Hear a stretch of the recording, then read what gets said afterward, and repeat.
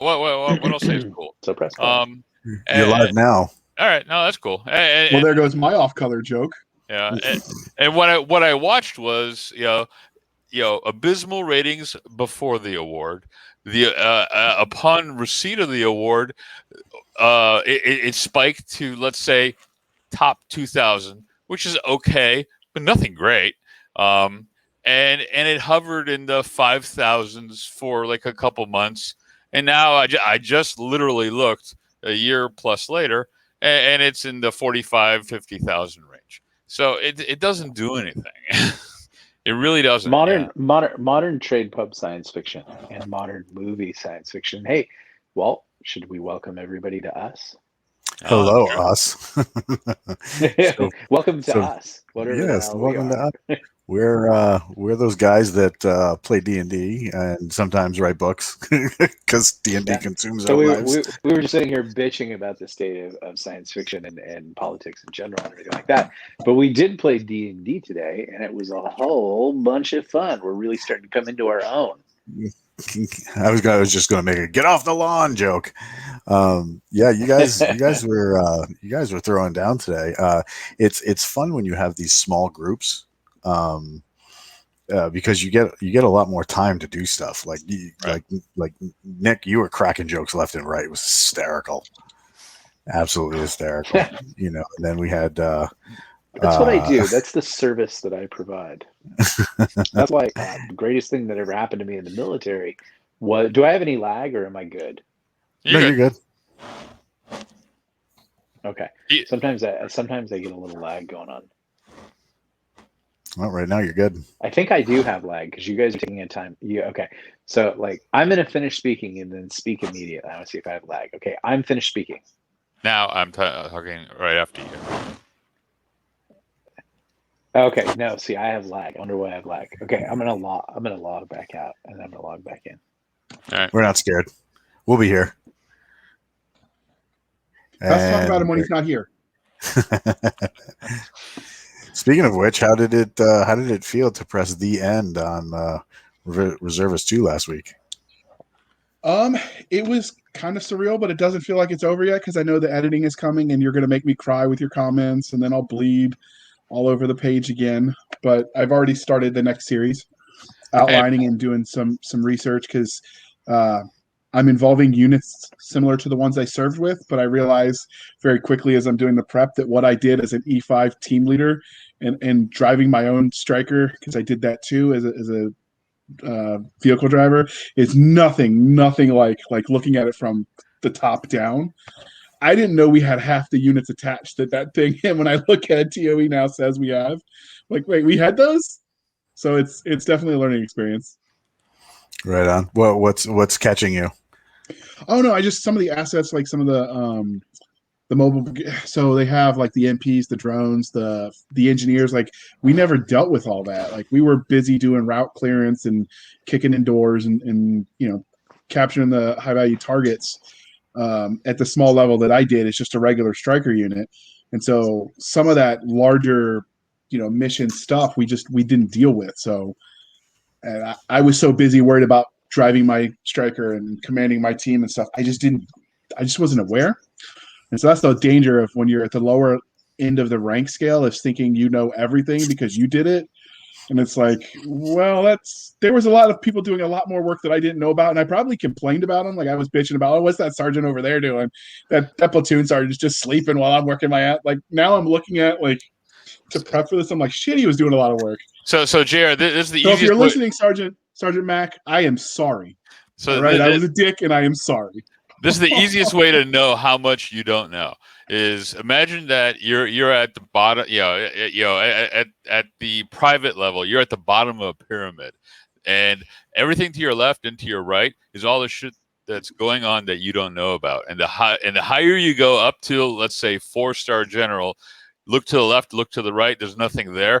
You should be aware of everything that's going on, down below. But at the bottom, you don't know diddly about what's going on other than what's in front of your face. Yeah. All I wanted to know was why PFC frickin' Snuffy lost his goddamn rifle and shut down the whole company. Now he wasn't mine, so I never had to stand tall for that one. But Wait, during an operation?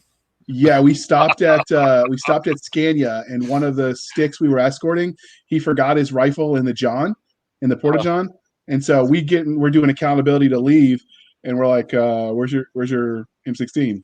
I don't know, Sarge. I haven't seen it. I'm like, wait, what do you mean you haven't seen it? So of course I had to track down the corporal that he worked for, and by the time we were done, we were on the Blue Force tracker talking to the first sergeant and the sergeant major. And as the security commander, while it wasn't my troop, so it wasn't like my ass on the line, I was the one who had to interface, so I still had that pucker factor.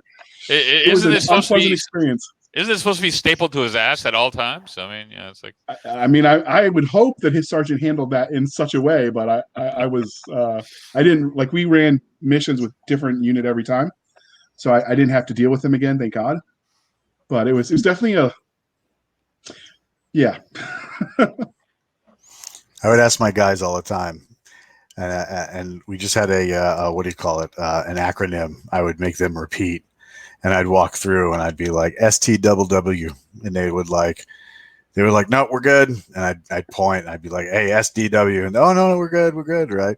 And we had a Marine combat camera coming with us one time, and he rolls up, and he's like, hey, just out of curiosity, every time we go to leave someplace, you hit him with an acronym.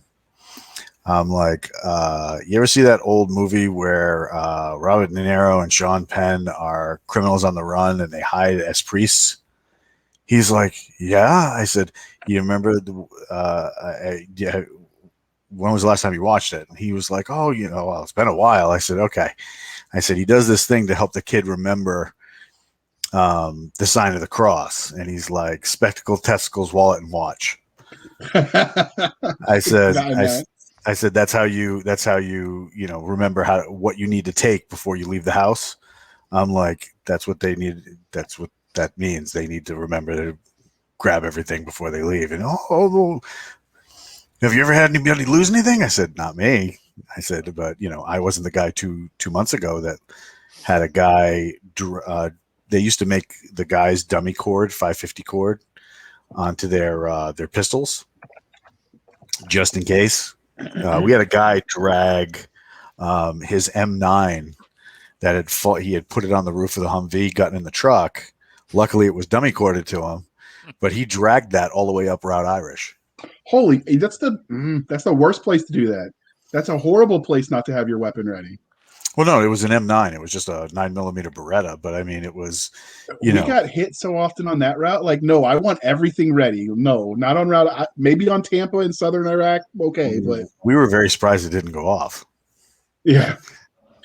So we had our LT lose some pretty valuable comms information when we were over there. So ours was sort of the bad luck battalion, if you would. You guys, the gang that couldn't shoot straight, right? You guys managed to get your shooting on today a little bit. We did. So, what did you think when you rolled into the Rangers? I thought that was cool. I liked the admixture of modern meets savage, the adapting and overcome. I like that like we were able to go right into a mission. I like that there was a sort of world plan going down, that there was like a lot of the times Dungeons and Dragons or role-playing games can go one of two ways. It can go do whatever you want to do. Okay, we don't know what to do. Or it can go like, you have to stay on this lane, and if you deviate, I'll kill you. And so like this felt really like freeform. Like you could do this or you could do that. But this is, and that's the great thing about, sort of having a military mindset, especially, being a ranger as you are, everybody knows the mission, and the mission of the Rangers here in this, as you stated today, they have a mission. And so it's pretty easy, like, to just kind of like, okay, we're here to support, we're here to do this. Now you have a common purpose without like having the party go down to the dungeon, meet the big bad, and then have it all be on the rails. So I enjoyed that. Everybody else?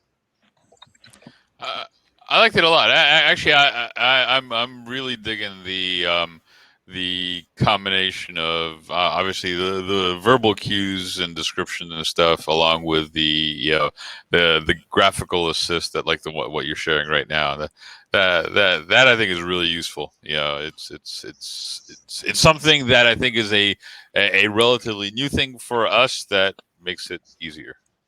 Yeah. The JR. So I did like that you attempted to explain away, like when we have some of the guests in and out, like, so I missed 2 weeks between life and work. And we had James down for the count, and you sort of explained it away. Oh, they had dysentery. They were riding in the wagon. So that was kind of cool how you covered for that, because that's one of the things we hadn't been doing before. If we're going to have sort of a campaign and key figures aren't there, you kind of need a reason to make it fit the story. I did like that. I do think it was sort of a little bit rushed to keep to the military stuff, and we lost, I think, some chances where we could have explored the fantasy angle. We were just like, no, we're going to go in there and kill things. Like, okay. So, and it felt weird to be the voice of reason in that respect. Like I'm the like no, let's think about no, go in there, wear their clothes, and you don't speak their language, but it'll be okay. And then we'll mock you when you have to kill them. Well, we do have technology that is magic, so to speak. I figured I figured you'd work the plan a little bit. Like, you wouldn't just be like, oh, hiccup, now I'm going to ventilate this dude. I thought you'd be like, like I got hit in the mouth, can't talk, or whatever. Like, that you would at least, like, your faith in the plan like disintegrated faster than a Scientologist catching L. Ron Hubbard with his pants down around his ankles with his wife. So it's the communication issue was the holdup, and if our communication is our wrist, the minute I try to talk, it translates through the wrist. We're screwed anyway. So it was try to stall and give him a chance to stab me, or he's not expecting it. I'm in close. I can't miss. Shoot him in the gut. Yeah, it all worked out. I mean, like that was good. I mean, like, because we got our support elements in there, and we had some assaulters, so we were willing to do some damage. I mean, like, I think that was the problem with James's campaign. Like, is like initially he walloped us so much, like we got super gun shy about actually doing anything, and then kind of once we realized, like, if you go in there and take the momentum, you can jack stuff up. So I think that's kind of where we're at as a group of players now, and that's pretty cool. We don't hesitate. We kind of support each other. That wasn't the case initially. Yeah, it was. We missed, I'm gonna take your wagon. Yeah, and we also we must say, while I think given the situation and there wasn't a lot of room to react, I did what I would have in real life in that situation. Fuck, just kill him and move on. I do like that. Was it J.E.? Yeah, J-Mac. Yep. J-Mac with a relentless mocking that so fit his character. Like, he was in the zone with that character. That was hilarious. It's not a werewolf. He's just wearing a hood. I So, thought our plan was good. I do think. Yeah. Go ahead.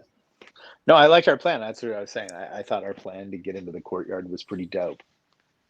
I did. I really liked it. I also liked that the whole language thing is like, I've played several times in several campaigns at this point, and it's sort of the language is glossed over. And when Walt was DMing, like, no, that was an issue. You can't talk to him. Yeah, he's not a werewolf. He's just furry. So I liked that we had to, like, that was the wrench in the plans. Like, shit, we can't talk to them. They can't talk to us, but I'm supposed to infiltrate their base and, go up and wreak havoc. And it did work because it gave you guys the distraction you needed. I just, lost my arm. Yeah. But I have another one. Now, I think JR did bring up a good point, which we haven't talked about, but it's an easy thing to kind of just insert now after the fact. Like for instance, we don't have like a toggle switch or something, though maybe we do, that allows us to have comms amongst the members versus comms that automatically goes out the translator. Oh no, you do. You do. Okay. You can do that at any time. It's like I said. It's the thing that you guys have on your arm is kind of like the landmate systems that started in the early 2000s, and now the integrated warrior gear that's being deployed now. it's basically just a cell phone. And a lot of the guys, what they're doing is, you see this with a lot of the units that use stuff like battle boards now. It sits right here on your armor. So when you're ready to look at something, they even have IR backlights to where you just fold this down and then look down like at your eyes. You can even see it through, like when you're wearing night vision. And it sits like right where your face would look at it, right underneath your jaw. But it's got, that translating thing. That's just an app on the phone. You can turn that on or shut it off and do whatever you want whenever you want it. It's just when it's on, right? You just have to set the settings where if you're getting it to translate and you don't want it to go out over the speaker, just shut it off. Yeah, I didn't think of that. we've never talked to that, but it's a toggle basically somewhere. Yeah, it's all that stuff is just an app. If you guys want like in-app, in party communication, right?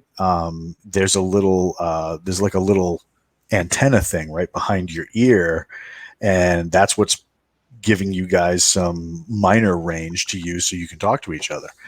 Right. Let's put it this way. I'm not up on the military tech of the 2000s because my only exposure was early 90s, so they didn't have that back then.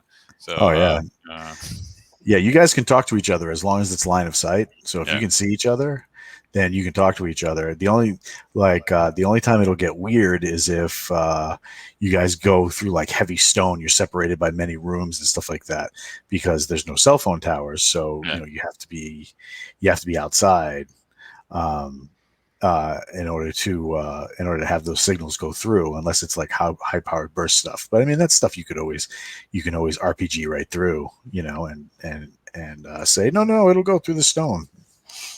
Right on. Hasta lasagna. So, but yeah, you guys went in and what do you think was the deal with the guys dressed as wolves? Shock and awe. Shock and awe, or well, yeah. I mean, yeah. I guess it's hard for me to tell. Like the werewolf guy, the rangers that we met up with, I'm not 100% clear, and I don't think I needed to be clear on how long they've actually been in country, or in zone or whatever. Because for all I know, they've been there 20 years, 30 years, whatever. So I can imagine cult of personality. Mr. Werewolf guy has a whole bunch of acolytes that are doing the werewolf thing, but they're not really werewolves. Yeah. So I mean, that's the way I read it. You had these were all his bitches. So. Captain Kogosho. I think it was kind of made clear, like in a certain way, that with the wolf skins on, they sort of projected a certain persona. But when you kind of strip that off and whatever, maybe the carpet didn't match the drapes.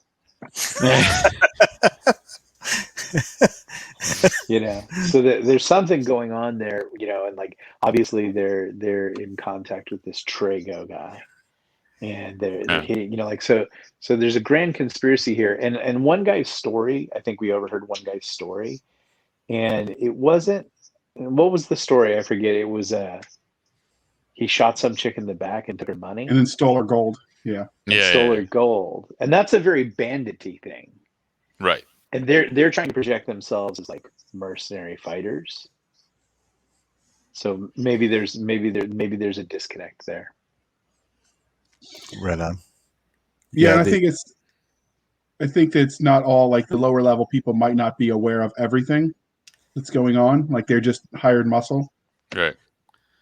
So it'll be interesting to see as we explore more in that fortress. Yeah. Well, I mean, and that's kind of why I took those guys. I mean, sure, the Wolfskins could have been acting as camo or whatever, but I didn't get that impression. It felt almost like a uniform of sorts, So and I don't think we've encountered enough of these people to know whether or not this wolf thing is just a feature of this particular outpost or it's more common in a wider scope. For all we know, Trago's the king of the werewolves or whatever. So I don't think we've been exposed to that yet. The Lord of the Werewolves is technically Sauron. Oh, well. It's technically what? Sauron in Lord of the Rings. That's one of Sauron's titles, Lord of the Werewolves. Oh, that's awesome. When he's the servant of Melchior or Morgoth, because everybody and everybody knows here, but like Sauron's actually like a minor villain. Like when you get to Lord of the Rings, I mean he's not minor, but he's pretty major. But he's only a lieutenant for the original bad guy, which is Morgoth. And one of Sauron's titles is Lord of the Werewolves, and in the Simil I can never say that word. Silmarillion. Yep. The Lord of the werewolves have their own island, and that's his sort of like tower and fortress there. But he works for a dude named Morgoth, who's way powerful, way more powerful. Like, have you ever seen that size comparison chart too? There's a dragon in the Silmarillion, and it compared to Smaug is like Godzilla compared to like a normal human being. Yeah. I always like the idea that dragons weren't just big lizards, that they were like forces of nature. Yeah, exactly. Hell yeah. You guys haven't encountered anything that big yet. We're just first level. I mean, what we don't even have any levels. We're still Air Force. We did do some. JR was the guy who got most into character development today. So will we start out as first level guys? I would imagine. So what I was thinking of doing is doing first level, but almost like a dual class where you guys have that just stapled onto what you have now. Okay. So obviously you roll your character and stuff like that, and that's what you get. But you carry over your hit points and those abilities. If you encounter something that's from your previous life, you can still use it. Right. I mean, that would make sense because all of a sudden, I mean, unless our conversion suddenly weakened us, because theoretically I'd be going from 10 hit points to I think like 3 or something. I calculated the level 1 druid or whatever. So it's like, that would be a little depressing. Yeah, no, you just tack that on, and I was talking to J-Mac and some of the other guys, and I got to get you guys XP from the last few adventures, so because you guys have been gaining XP. I just haven't slapped it on yet. What did you think of? Now JR wasn't here last session. Last two. Yeah, but I'm specifically talking to last section when they were at a place called Saravolta. We got some goodies. They got goodies. What did you think of some of the things their weapons were doing? I actually thought it was kind of cool. I thought it was funny how they gave it names. The figures he would do the Hebrew hammer for Wilbur Aloysius Kuchenmeiser, otherwise known as Booger. I thought that was kind of cool. I even made a joke about it in chat. I'm like, you get dysentery one little time and you're gone for 2 weeks to the shitter, and all of a sudden everyone's got cool toys that you don't get to play with. Yeah. But given how we did character development, I we've talked about this before, but I'm going to do a wizard, mage, because it's the part of D&D that I've avoided at all costs because it's kind of complicated and scares me a little bit. So I probably couldn't even use most of that anyway. As I understand it, I can only wear a warm sweater if it's not too heavy, and I can carry a stick and a sling. It's my understanding of wizard life. Now, the funny thing about D&D in general is I've always kind of, balked at the whole artificial limitations of, well, if you're a cleric, you can't use any edge weapons. It's like, but why? I mean, you know what? I'm pretty sure a priest in real life would be able to come up and shank me if he wanted to. Yeah, it's like, I mean, what really prevents that from happening? So it's like, whatever. Yeah, because I mean, if you look at that, actually, can I answer that? Yep, go ahead. No. So I just read the D&D manual, the player's handbook, and it says their justification is that in order to get really good at your craft, enough that you could call yourself a wizard and have graduated whatever training, you didn't have time to learn how to wear the armor right. So it's not that you couldn't do it, but there'd be so many penalties, it's not worth it, because you spent all your time learning magic that when everyone else learned to walk, you were sitting behind a book. So, I mean, they actually account for that in the player's handbook, I think, very adroitly. Okay, so explain to me how much skill it requires to wield a club and hit someone on the head. You're not supposed to do that as a wizard. Yeah. Well, you can get a quarterstaff because it's something you would use as magic, and it's not saying I couldn't use other weapons. There's just penalties to it. So in theory, like as an elf, I could use short or long swords or bows. But as a wizard, if I do that, unless I multi-class, which I think I'm not going to worry about this time, I'm just going to focus on learning the magic. There's the penalty to it because the wizard, you didn't spend time learning it; you spent time learning the magic. Now remember, if you're an elf, you're kind of a young elf, level 1, whatever. You're probably 160 years old. So yeah, that works in a standard D&D setting. But we came over at whatever age our character was. True. That is true. And so, because what Nick had said the last time we did the After Dark was the people that became elves or wizards were generally speaking people that were a little bit antisocial, so I have to justify it. So what I came up with for backstory for Rick James was that he was enlisted before he was an officer, so he saw some shit in Iraq, and so that sort of made it make sense. But that means that whatever age we were when we come over is what we are. True.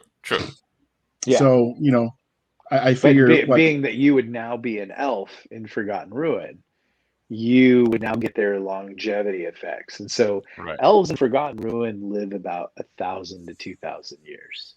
Oof. And so, like not every race does that. Humans don't. Humans, still don't. Dwarves live a little longer and stuff like that. But like, elves did acquire a bit of longevity. Yeah, but you don't actually get to appreciate that until everyone's dead and you're still looking around.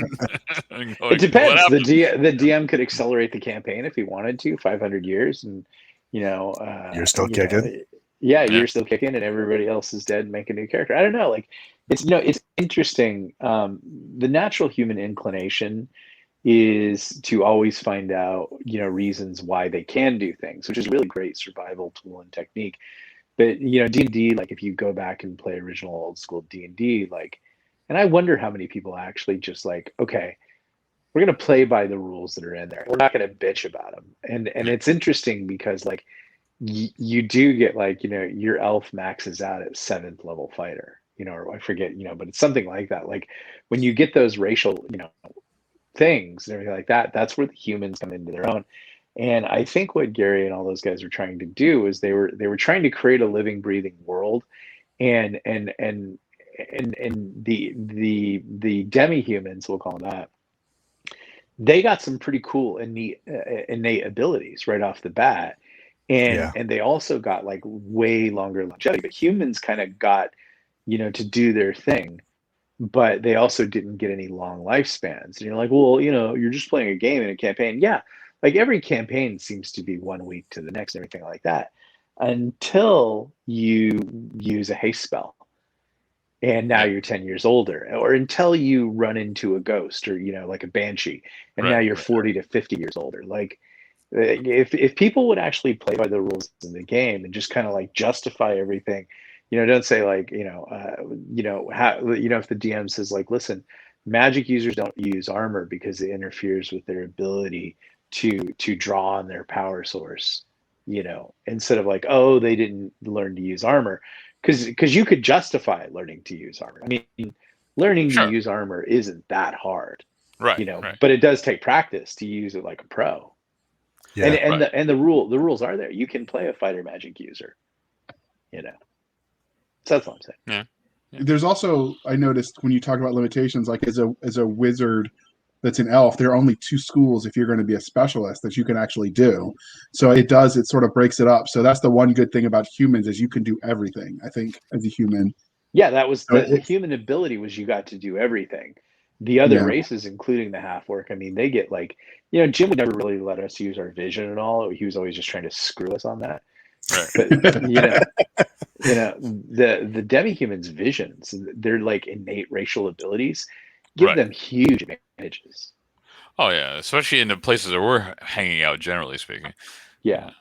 Yeah, exactly. So it would just it would be interesting if everybody would stop, like and I just see this, when I look at everybody's D&D game or they talk about characters, like everybody's so like interested in being a special unicorn, and I think if I were to ever run a game, I would say, if you're gonna play an elf, you're gonna play an elf.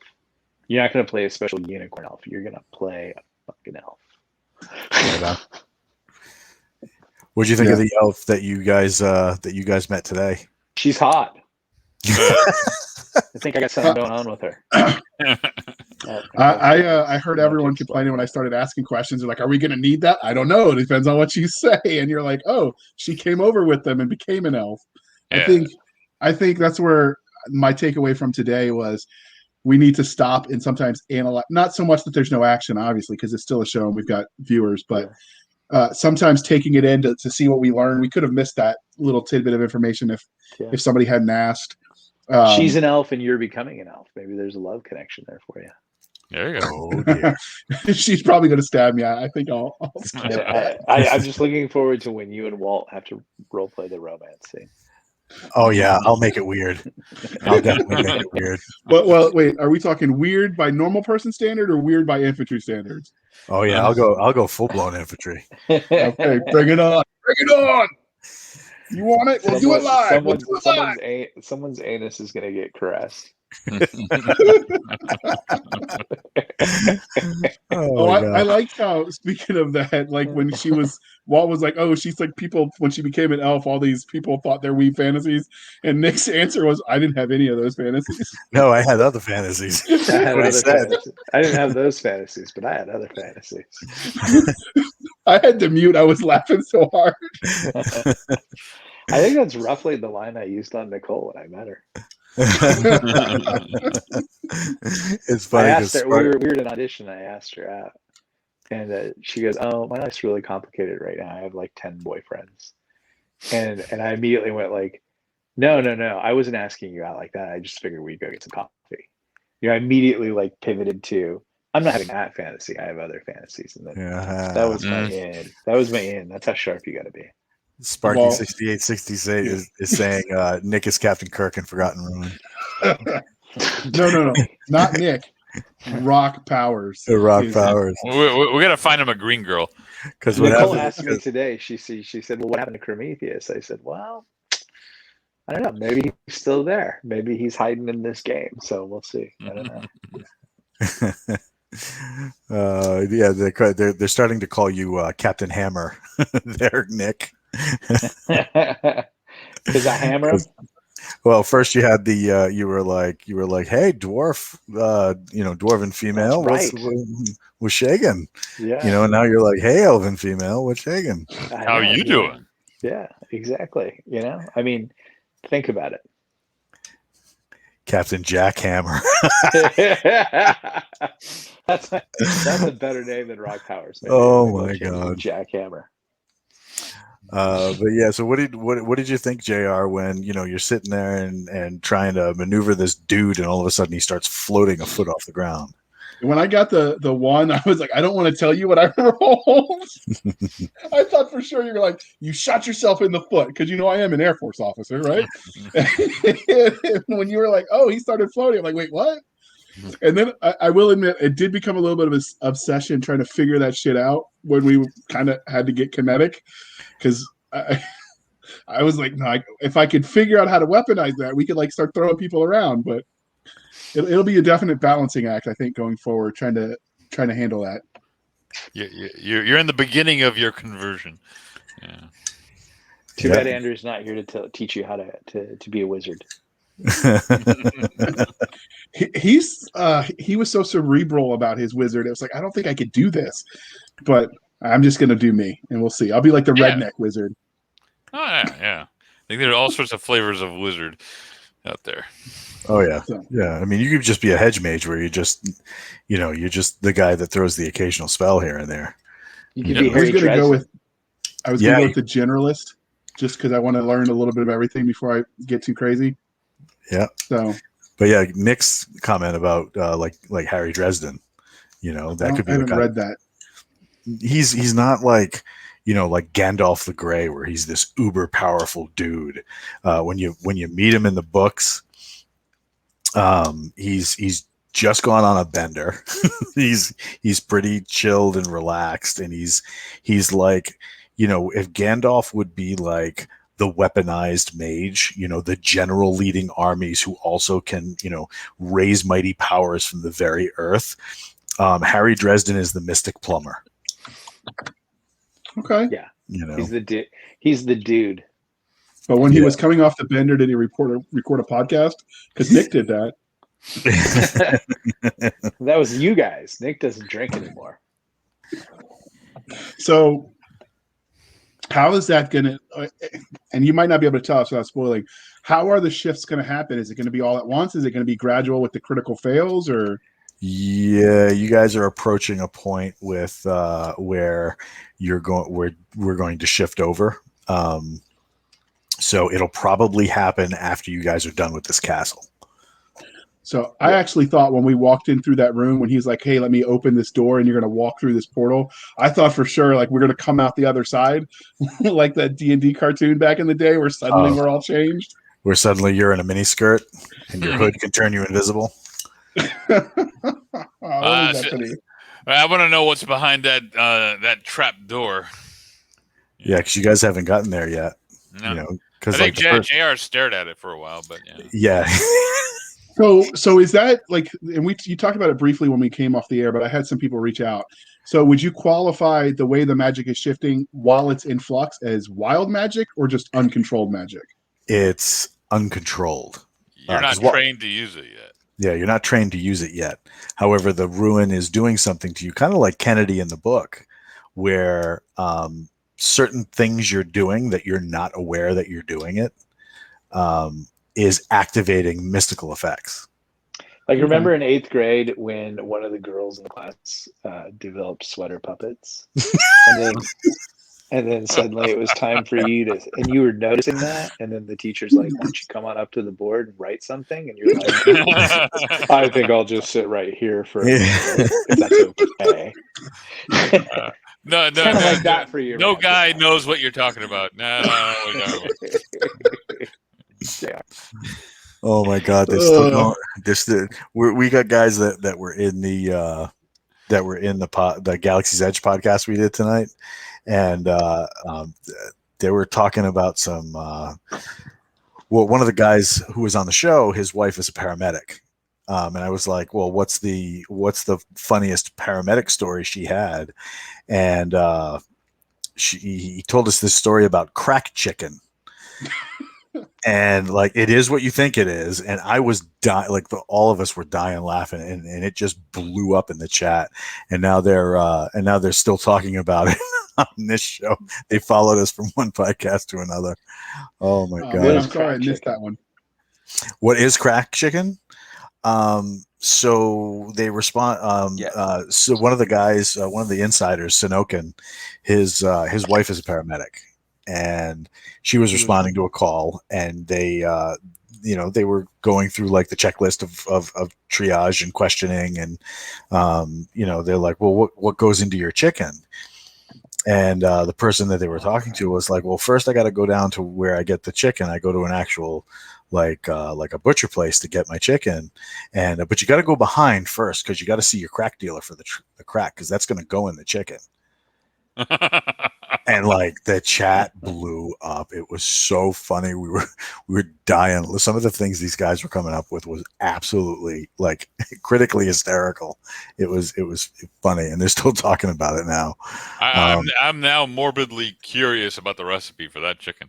Right. Well, they give it on the show, so if you want, click onto YouTube, go to the Galaxy's Edge YouTube channel. You'll be able to watch that. It's about 30 minutes in. But yeah, it's I can't wait till you guys try to start eating funny stuff in this universe. But yeah, you guys had started off with getting into the castle. One of the things that I think one of the things that I want to say that you guys did right. I know J Mac wanted to go down here and like cut into the castle. on his own, and you guys come from opposing sides, like into like room clearing, Yeah. without knowing what you're going into, yeah, that would have been dangerous. So that was a good idea, Nick, to keep everybody together. So that It actually, is weird how players have a natural inclination to like, I want to do something other than what the party's doing. It's like, why make two problems at the same time? so here's a question for you, Walt. So Nick is always talking about when we're gonna conduct an operation, you have the two-pronged attack, the support, and the fire element.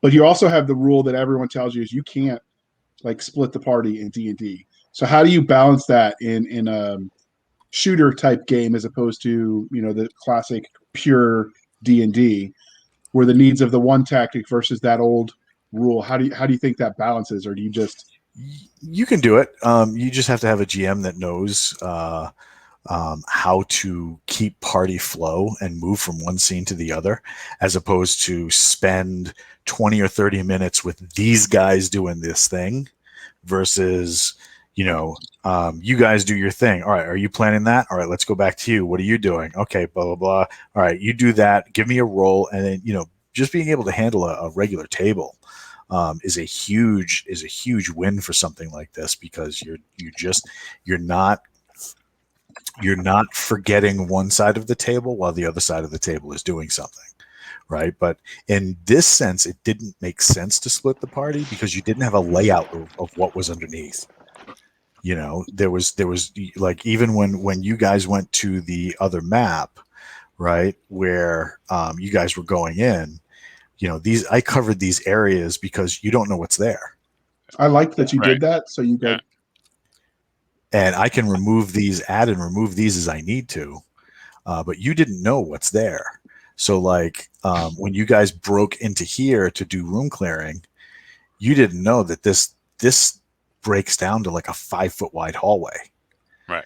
You know, which made the fighting a lot more difficult.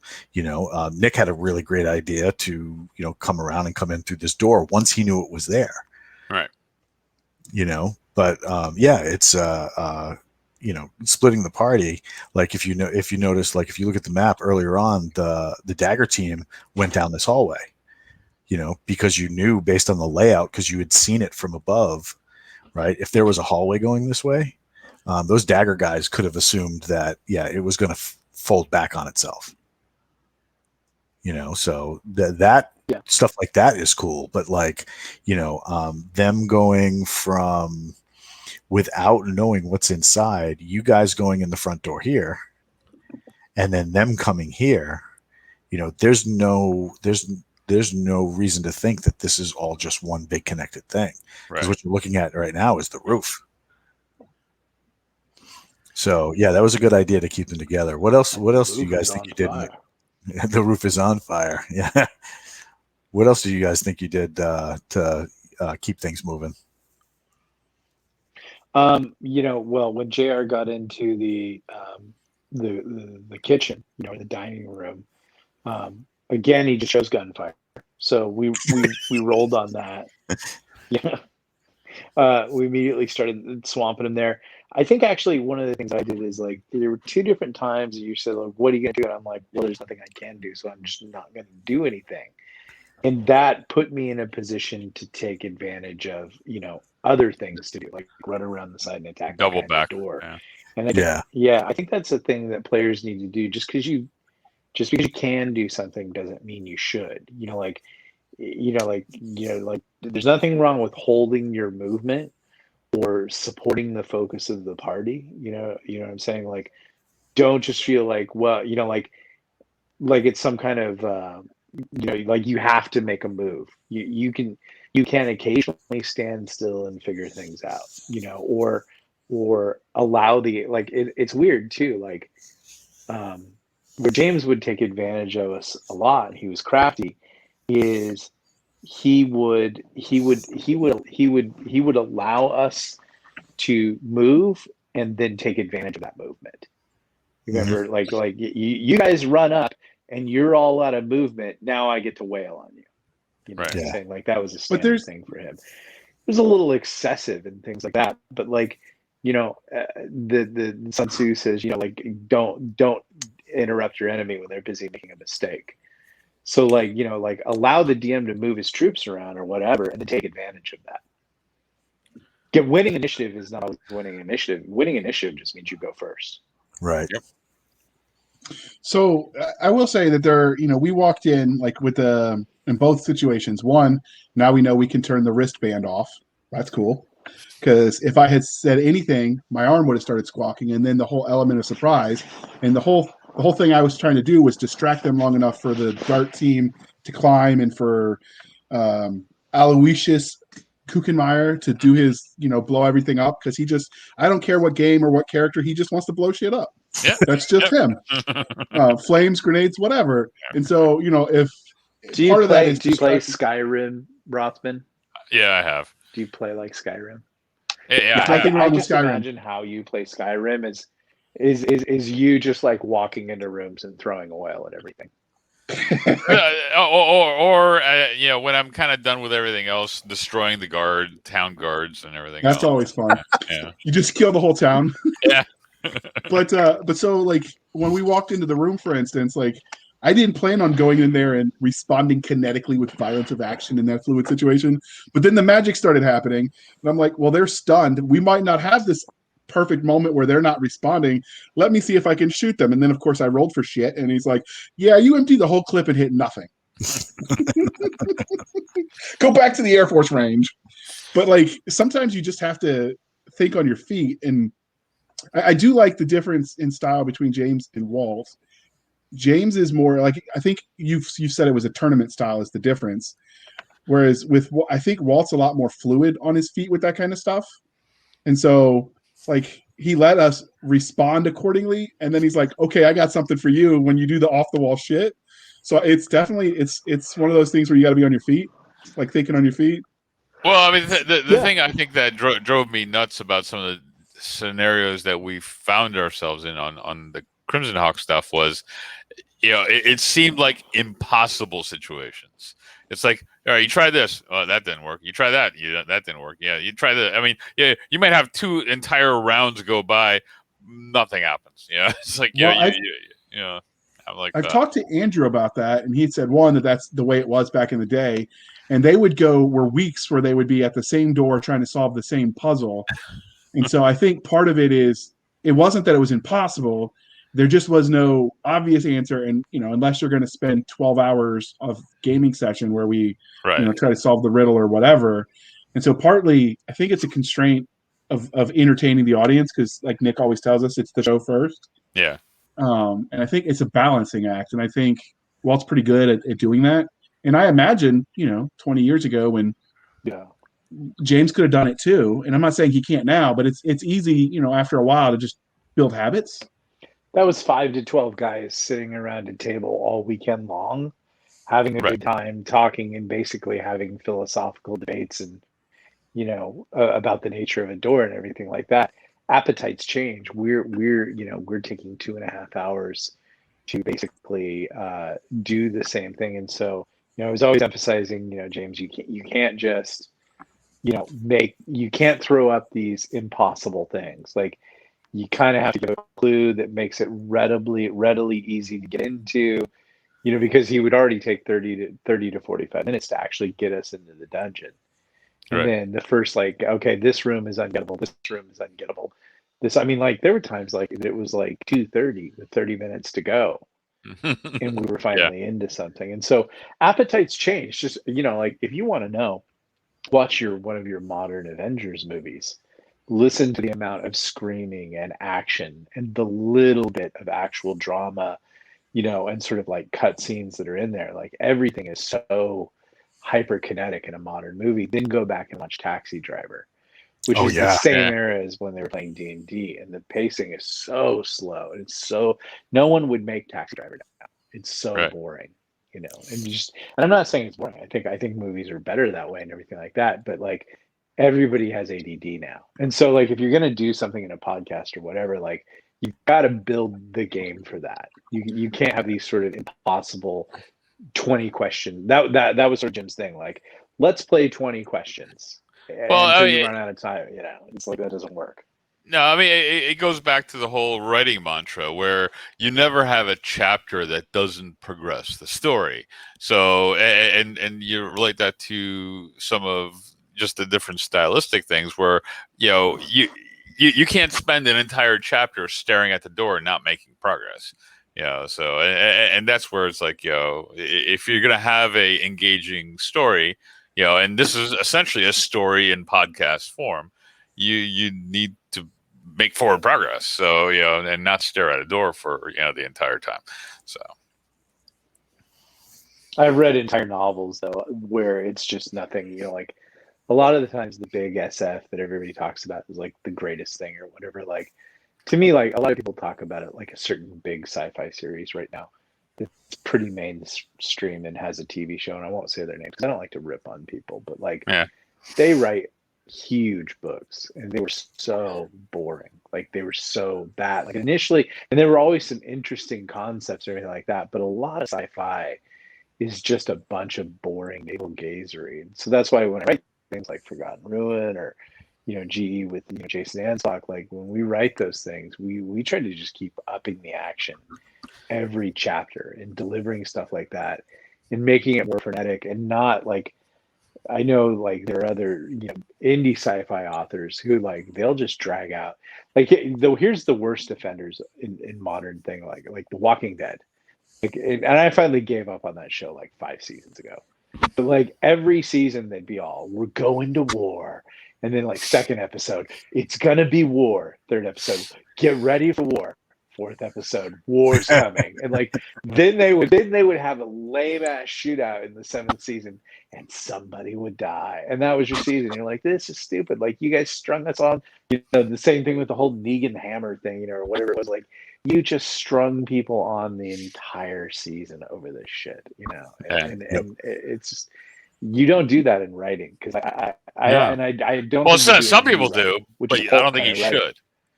Yeah, no, I think they shouldn't. Some people Yeah. do. They shouldn't, but Right. no, you should. Everything should be Conan. Just like and then Conan killed all the pirates on the ship, really violently. No, and There's what like is one scene in a Conan novel. I think it's the Book of Skelos when he literally cuts this pirate's bowels out and it throws him over the side of the ship, and the sharks like go after him and drag him over the ship. Like that's how you handle things. No, So- I was just gonna say. I mean, some of the most popular books that are, like big name books for like, SF or hard SF or whatnot. They're kind of like tomes. They're like 200K novels and whatnot. And I actually read them just more out of curiosity because I hadn't read any of them. And I'm like, wow, because my style is literally, every chapter needs to advance the story, and hopefully you have frenetic action the entire way. And that's so not what these books are, and they're really good stories overall, but it's not action. It's not something that's gonna pulse pounding kind of thing. And to me, I'm like, I guess there's a difference. The traditional hard SF old style things weren't like that, whereas stuff like I prefer is. So bringing it back to D&D, Yep. and that's like if you're gonna do a podcast, like you kind of got to think and Walt gets that, and so we keep moving it along and things like that, because like not only can the story get lost and a lot of exposition and development, or James basically making you play 20 questions with each room, but the players, like if you've ever played like in a game where you have like kind of rando players who just want to do sort of off the book shit because they can, like, let's dye this character purple, or let's murder the innkeeper's daughter. Like it can just derail everything. So well, you lose the story. yeah. So when you're doing just and Walt's doing that, and that's why I'm really happy with it right now. I'm having fun. No, I think one of the biggest things to me, the difference in a nutshell between, I think, the two styles is this one is I see a story has developed and is moving along, and you're kind of curious, and I'm kind of hoping that the audience follows that as well, where it's like, are curious, well, I wonder what will happen next. I never had that question, when I was playing in Crimson Hawk, because I knew what we were going to do. We're going to go into another, down the well and try to make progress into something. But and it was always going to be. The only reason I wanted to play Crimson Hawk was actually to go down into Gary Gygax's dungeon. And then one day I made the mistake of telling James, like, hey, we should have a campaign. And like, it seemed like every week, now you're going to fight the giants. Now this thing is happening. Like, and it just, they were all disconnected. It didn't translate. Yeah, those were all disconnected. It didn't make a story. There was no cohesion, et cetera, et cetera. So, yeah. Which is, I guess, a tournament style, maybe. Walt's on it. Yeah. No, I'm trying. I don't. Like Andrew would trot that out. That as an excuse, but I don't buy that. Yeah, I've never played hard in a tournament, to so I don't tell know. a story. No, I tend to agree. And speaking of that, what did you guys think when you found that laptop? I mean, I'm sort of expecting kind of a weird mishmash. Go ahead. Go ahead. When I realized the connection to what the guy was talking about, that Nick iced, and the tea, I felt like a genius. That's all I'm going to say. I'm like, I can't be the smart kid. Oh no, Nick got it too. No, you're a genius, man. You're a genius at JR. What did you think, You're a Nick? wizard, Harry. I got, like, first off, I just, like, I love interrogation, and I love making that guy tell me everything. Like, I don't know why. It's not so much the information you get. I just like getting it. And then I'm a very simple person that way. And I'm also like a very black and white person in a weird way morally, which is going to seem at odds with what I did, just basically icing that guy once I was done with him. But I just said, well, these are actions on the objective, and here's how I would conduct war, and that's just so, I mean, for me, like the mechanics of getting the information out and then dealing with somebody that I don't want to leave in my six. That's a pleasure for me. The information is like, great, the story can progress, but like that was some pro information extraction. I'm a very low level player. I just enjoy the system. You know what I mean? Like, and the information is great and everything like that. But I love like making. I love plans that work. I don't really care what they accomplish. You need a cigar. When you say that, I love when a plan works out. Or So, are you gonna relentlessly mock him like you mocked me when I shot at Murder Barbie for being an enemy in our six? You're going along with it when Nick says the same dang thing. What's that? When I shot the chick that was the Murder Barbie in the other game, you're like, "What are you doing?" That's a little bit different because the guy he interrogated today. So what JR is talking about is we're actually producing the Galaxy's Edge role playing game, and we're doing a series of play tests in order to make sure that it fits the material and stuff like that. And, Nick was very gracious with his time a couple times and came on and played with us. And you have an open seat, just so that you know. But then, some of the guys said, can we do like a small campaign?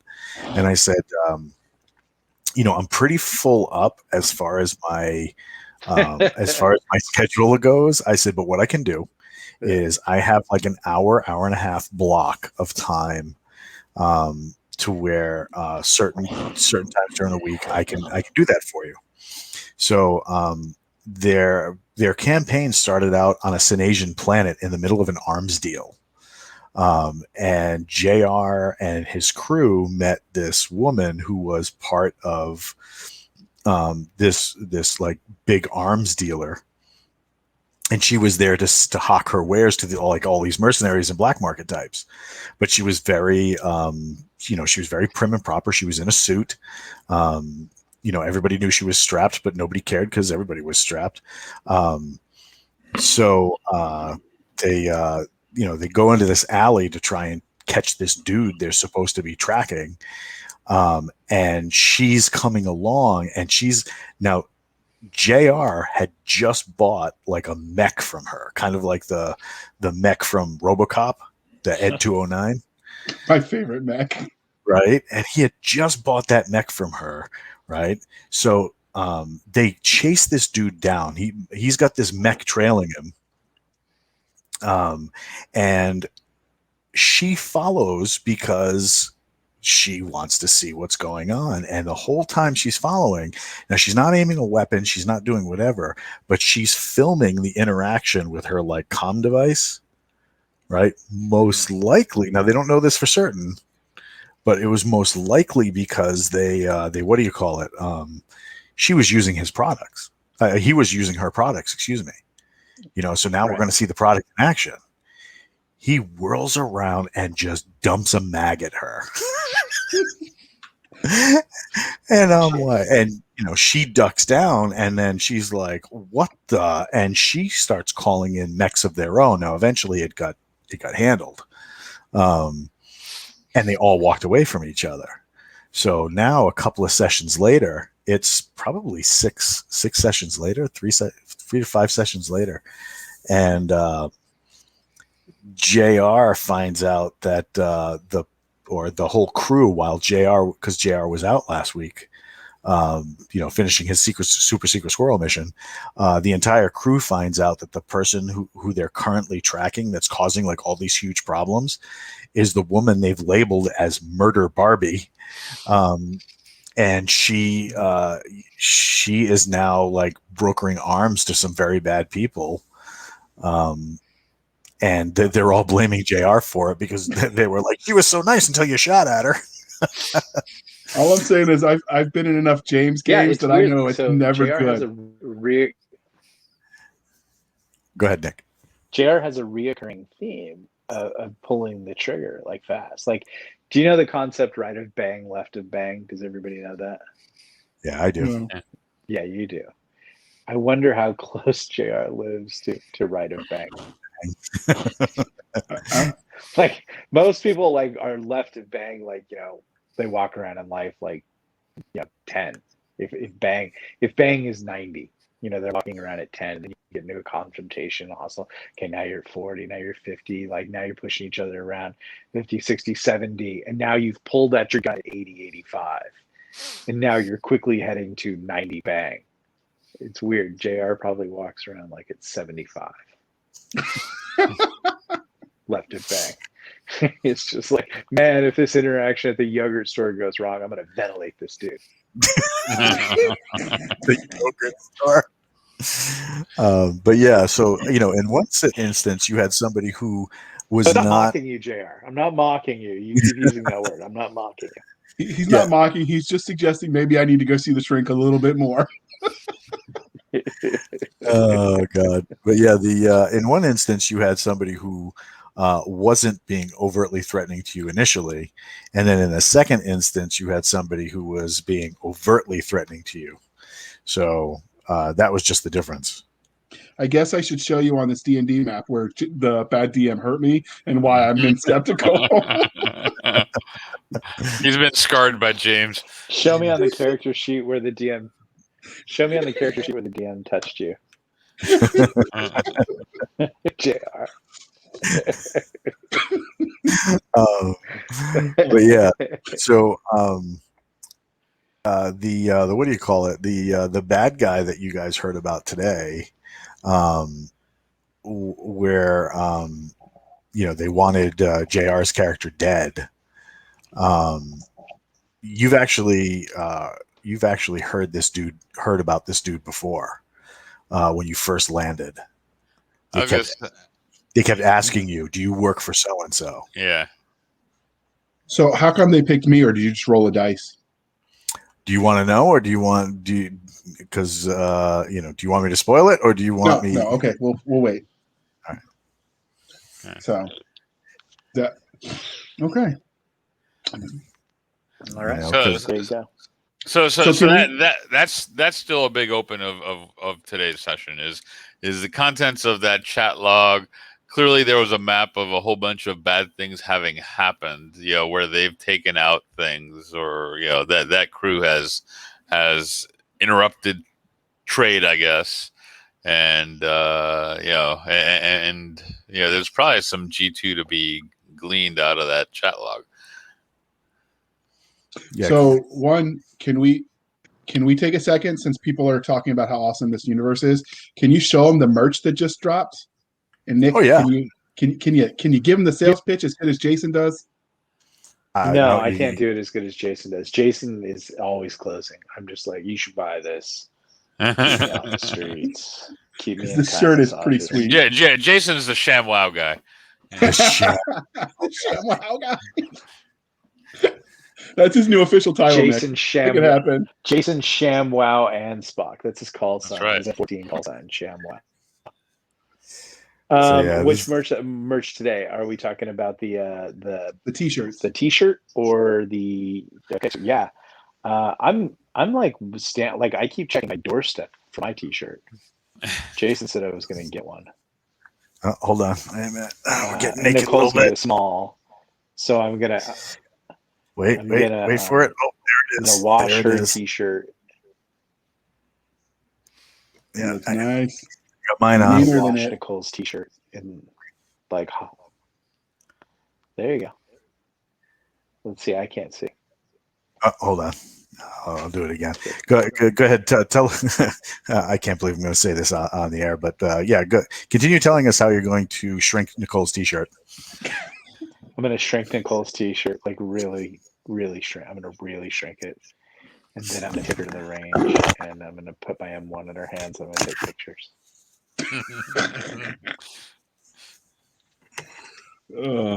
I took some nice pictures today while we were out down at the beach today, but they would if I would have posted those would have killed James. Did you get a chance, Nick, to watch the video that guy did of the Forgotten Ruin, the first battle? I did. That was badass. That was cool. That was very cool. I like the Skull Stacker patch. Did you guys see that? Oh yeah. The logo. Yeah, that's pretty cool.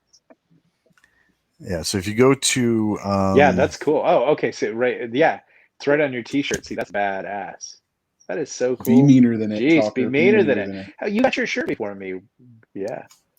Well, you actually, that's a great look. You actually yelled at me for it. You were like, "No, we owe you stuff. Don't buy t-shirts. Don't buy t-shirts. We owe you t-shirts." Well, I'm making for the 4 informers that sort of really did yeoman's work in helping us get it right. I'm making a cool, I don't know what you call it, but basically like a gift ammo box. So there's going to be a shirt in there. There's going to be a field manual, which someone hipped me. They're no longer called FMs. They're called CSs. Wait, they're not? Or CTs. CTs. Yeah, they're no longer called FMs. CTs, they're called CTs. And which that'll be really cool, because that'll be like reading Forgotten Ruin as done by Mystery Science Theater 3000. And it's Tom Servo, and the other 2 are played by Rangers. And then there'll be patches in there, and it'll be in an ammo can. And I'm going to make a stencil of the Skull Stacker. I'm gonna not graphite the ammo can, but what do you call it? You're going to Cerakote it? Do to their rims? What's that called? Cerakoting. Yeah. I'm going to Cerakote the ammo can, and then I'm going to have the Skull Stacker. I'm going to make a Skull Stacker stencil, and then spray paint it on ghostly, Uruk High kind of white. Oh, nice. The half orcs from Tolkien, and then stuff all that stuff in there. That'll be the insider, the people who helped put it together. That'll be their gift. And if listeners want it, then we'll charge them $5,000. Yeah, I can see now. Who do we have to blow to get one of those? Yeah. Jason and I are all no one. No yeah, one wants to be blown. if you go to forgottenruin.com and scroll down, there's this tag right here that says "Get the Gear." You click that, and it'll actually. And now I got to switch screens. It'll load you up to a new tab, and that tab will show you the gear. You got the Be Meaner Than It T-shirts. The bumper sticker and vinyl decal. I actually, where's my book? So I have these when I GM a campaign. I have these great leather bound like journals that I write everything down in. So right in the front of my journal, I have the Forgotten Ruin sticker right there. Yes. Yeah. So yeah, big nice leather journal with a sticker right there, and I'm sold. All right, who designed the three eyed skull? Or I guess Walt and I concepted that together, and then we have an in-house graphics artist dude, a guy named Ryan Boubion, who does a lot of our marketing and stuff like that. So he has a graphic artist he works with, and so that guy jammed it out, and his first two passes I did not like, and like he had like the kind of like a bone crown on top of it, and I didn't like that. So I'm like, no, I really want the skull to look very monster like, and he had the mouth closed. I'm like, no, I want the mouth open because it'll look cooler that way. And so basically me, that's the answer. Me, I designed. There you go. Just other people. So humble, so modest. Sparky 6868 is like. Please continue. Yep. Go ahead. Walt and I basically we initially concepted it, and then I was like, "Hey, do you want to draw this?" And Walt's like, "Sure." I only have 7,000 other things to do. And then I'm impatient, and I'm like, "Great, I'll find someone else to do it." Yeah, I started putting it together, and we then pull on Walt too much. He has too many hats. Yeah, you have too many hats. It's true. It's true. Somebody went to my website the other day and was like, do you have Project ADD? He's like, I really want to hire you, but I have such a wide selection here. I don't know if I should. I was like, okay. Spark. Go ahead. I was going to say earlier, Sparky said, Forgotten Ruin is something that breeds ideas in my brain. Some will be crap, but some won't be crap. And that's how it goes. And then he said, in reference to your ammo cans and, the regular folks wanting them, I better start working the street corners on that note. So if you guys want it, we'll make an affordable version for everybody and everything like that. But if Jason would let me, I'd probably stick with one of those high-speed tomahawks in there too, from that company that charges like $500 for them. I found out which tomahawk I want too. So which one? The Weezerker. The Weezerker. Oh my God. That's the one I want. That's the one I want. Yep. Rob, right? He makes amazing steel. So, like I said, I have one of his Kestrels. And that looks nice too. Yeah. That one came with me to Iraq. So, nope. As it should.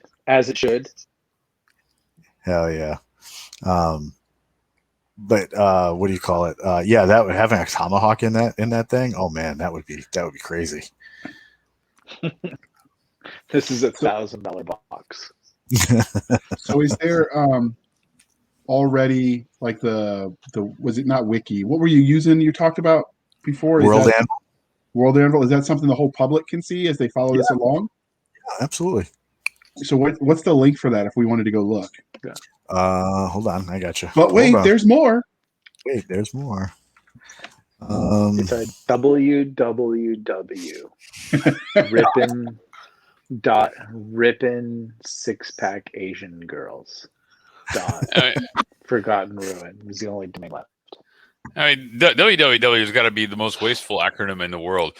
www is 9 syllables for a 3-syllable, World Wide Web and instead we say www.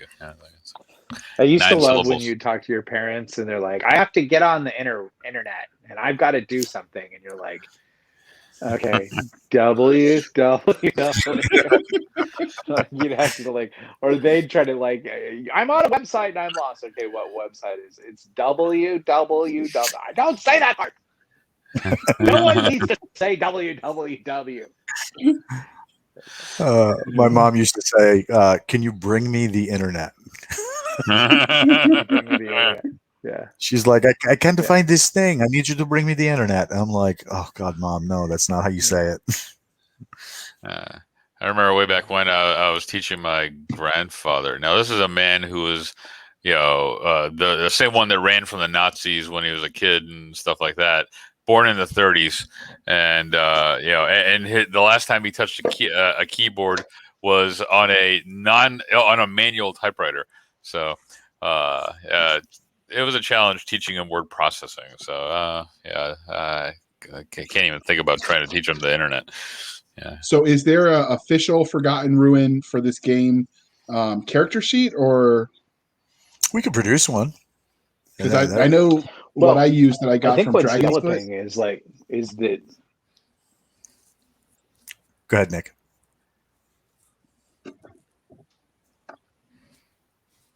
Did we break them? I think we scared No. away. I think I have some kind of lag. I don't know why, but I think. See if I can turn off my Wi-Fi. Maybe that'll do it. I think the well, you saw it on Twitter today. All those guys are like, when's there gonna be a rule set?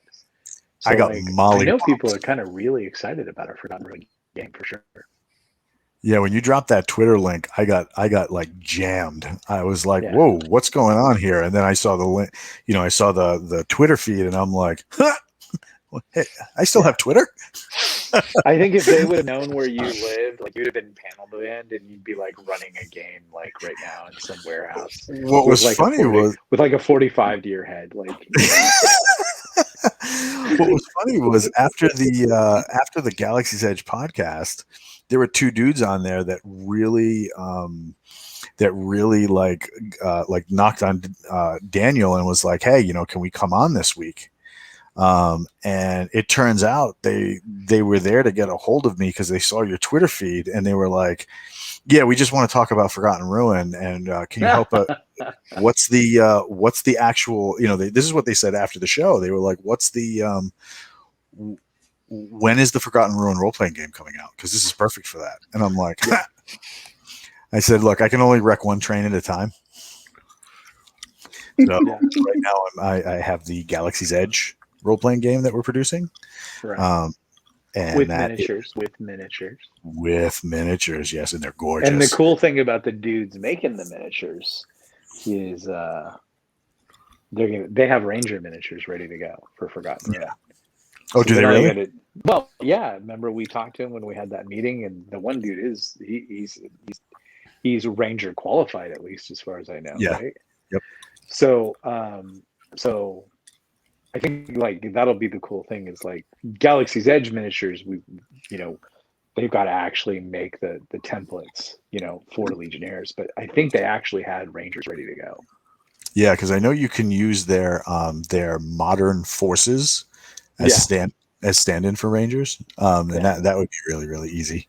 But yeah, a bunch of these guys got a hold of me and they were like, "Yeah, we want to do this now. We want to play this now because we're so hyped up for the book." And I'm like, "Okay, that's awesome." I said, "Look, here's how we're doing it, and you can do it very similarly. What edition are you doing?" And they were like, "Well, we're thinking about using 5th." I'm like, "Then don't do what I'm doing." let me. I said, I only speak a little 5th edition. I said it's kind of like when you go to a different country and they only speak Pidgin. I said I'll wing it, so you'll be able to understand what I'm talking about, but I might not get everything right. But yeah, we talked about a good 20 minutes after the show, and they were like rabid. It was like, we need this now, and one of the guys was really, really cool. He was the guy whose wife was a paramedic. He's like, "I don't know about you, but just the idea of blowing down a troll with a Carl Gustav, that needs to be a thing that happens at my game table. I'm like, I said, call me next week. We got you, fam. We'll set you up. Well, there's a go ahead. As I say, there's a lot of people that have been commenting about in the Discord about wanting the Carl Gustav "Don't Care" as a T-shirt. There's that's the one thing I will say, and I was kind of jealous, like with the KTF, for instance, that I didn't think of it first. But Jason and Nick together, like when their brains like unite together, they come up with some of the craziest, wackiest, but they work one-liners. Yeah, I think it's all the drugs he did in the '60s. Well, since Ansbach wasn't even born in the '60s, and and I know when Cole was, and he probably wasn't. It's weird. Like one time, like my in-law said to me, like, "Were you in Vietnam?" And I'm all, "Fuck you." What? That's funny. Oh my God. Sparky is saying, just remember, Nick wants us to change our Warcraft guild name to Carl Gustav Don't Care. Yeah, that's right. I told, and I got approval from Jason if they want to change it to Carl G or Carl Gustav Don't Care, they'll get the swag discount, the insider swag discount in the store when but they got to stream and they got to wear it, Nick, I think you're in effect setting yourself up for one. You need to have a quick plan to put out book 2, book 3, book 4 of that series. Book 2 drops on April 1st. No, excellent. And then somewhere midstream, the game. Midstream the game, or like at my age, when I hear midstream, it means something else. Midstream of your book releases, have a game available as well. Yeah, I think so. I mean, again, we just had the one Walt, so I don't know. And that's a very high level. What Walt does is very like high level command and staff. The various S sections, G sections of GE as an infantry fighting battalion. And believe it or not, I am just a rifle platoon leader. I just make the stories. I don't do the big. Jason, he's the battalion commander. He's up there. Walt, he gets to hang out up at battalion headquarters. Me, I just work the rifle. And so my job is just to like make content, and that's what I do. And then like sometimes I go up to battalion headquarters and say like really wacky shit, like we should have this, but I have like no intention of following through on that or even how to execute it. I just try to attach myself to people who are competent at those things, because I am incompetent. I can tell stories. That's what I do, but I should never be promoted out of my E6 position. you kind of wave at the O club, but they just like gonna flip you off. Like, oh yeah, totally. Yeah, I probably like I'm probably like a like in real life I'm probably like a warrant officer. You really shouldn't be able to find me. Warrant officers are a myth. Yeah, I'm a total myth. Yeah, stink eye. Yes, yeah, and that's another thing people might want to just me diverging off into side stuff, but I've actually got another novel coming out this month on the 23rd. Strange Company. It's up for pre-order right now. You can go check it out. Ooh. Yeah, Strange Company is dope. Absolutely, like straight up, like awesomeness. It's similar to Forgotten Ruin in certain ways, except it's about a military company. It's about a private military contracting company, but like about 800 to 1,000 years from now in deep space.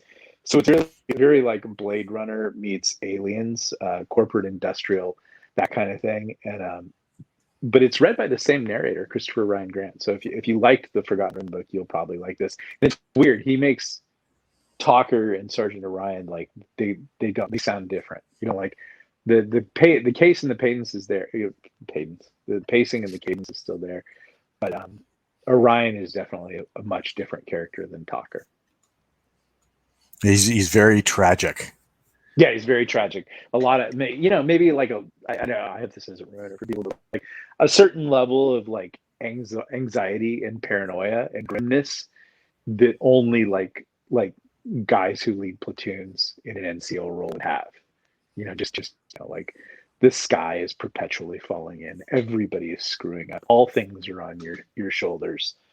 So if you like that level of stress, then that book's for you. Yeah, I really enjoyed. I really enjoyed Strange Company. There was a moment in reading Strange Company where it had to be around like chapter 3, where just something about all those characters just clicked, and I could not get enough. And and like just the fact of him like recounting certain people's stories, like nobody has a story about why they're in the mercenary company until they have a story about why they're in the mercenary company. It was just awesome. Exactly. And the one that resonated the most to me was the weightlifter dude. Yeah. And because we had that guy in one of my units. Yep. And he was like, I mean, like, do you guys ever see Clint Eastwood's Heartbreak Ridge? Oh yeah, I love that movie. I was an ROTC commander. Right, and we had a guy that looked like Swede. Oh wow. Right, the big giant dude.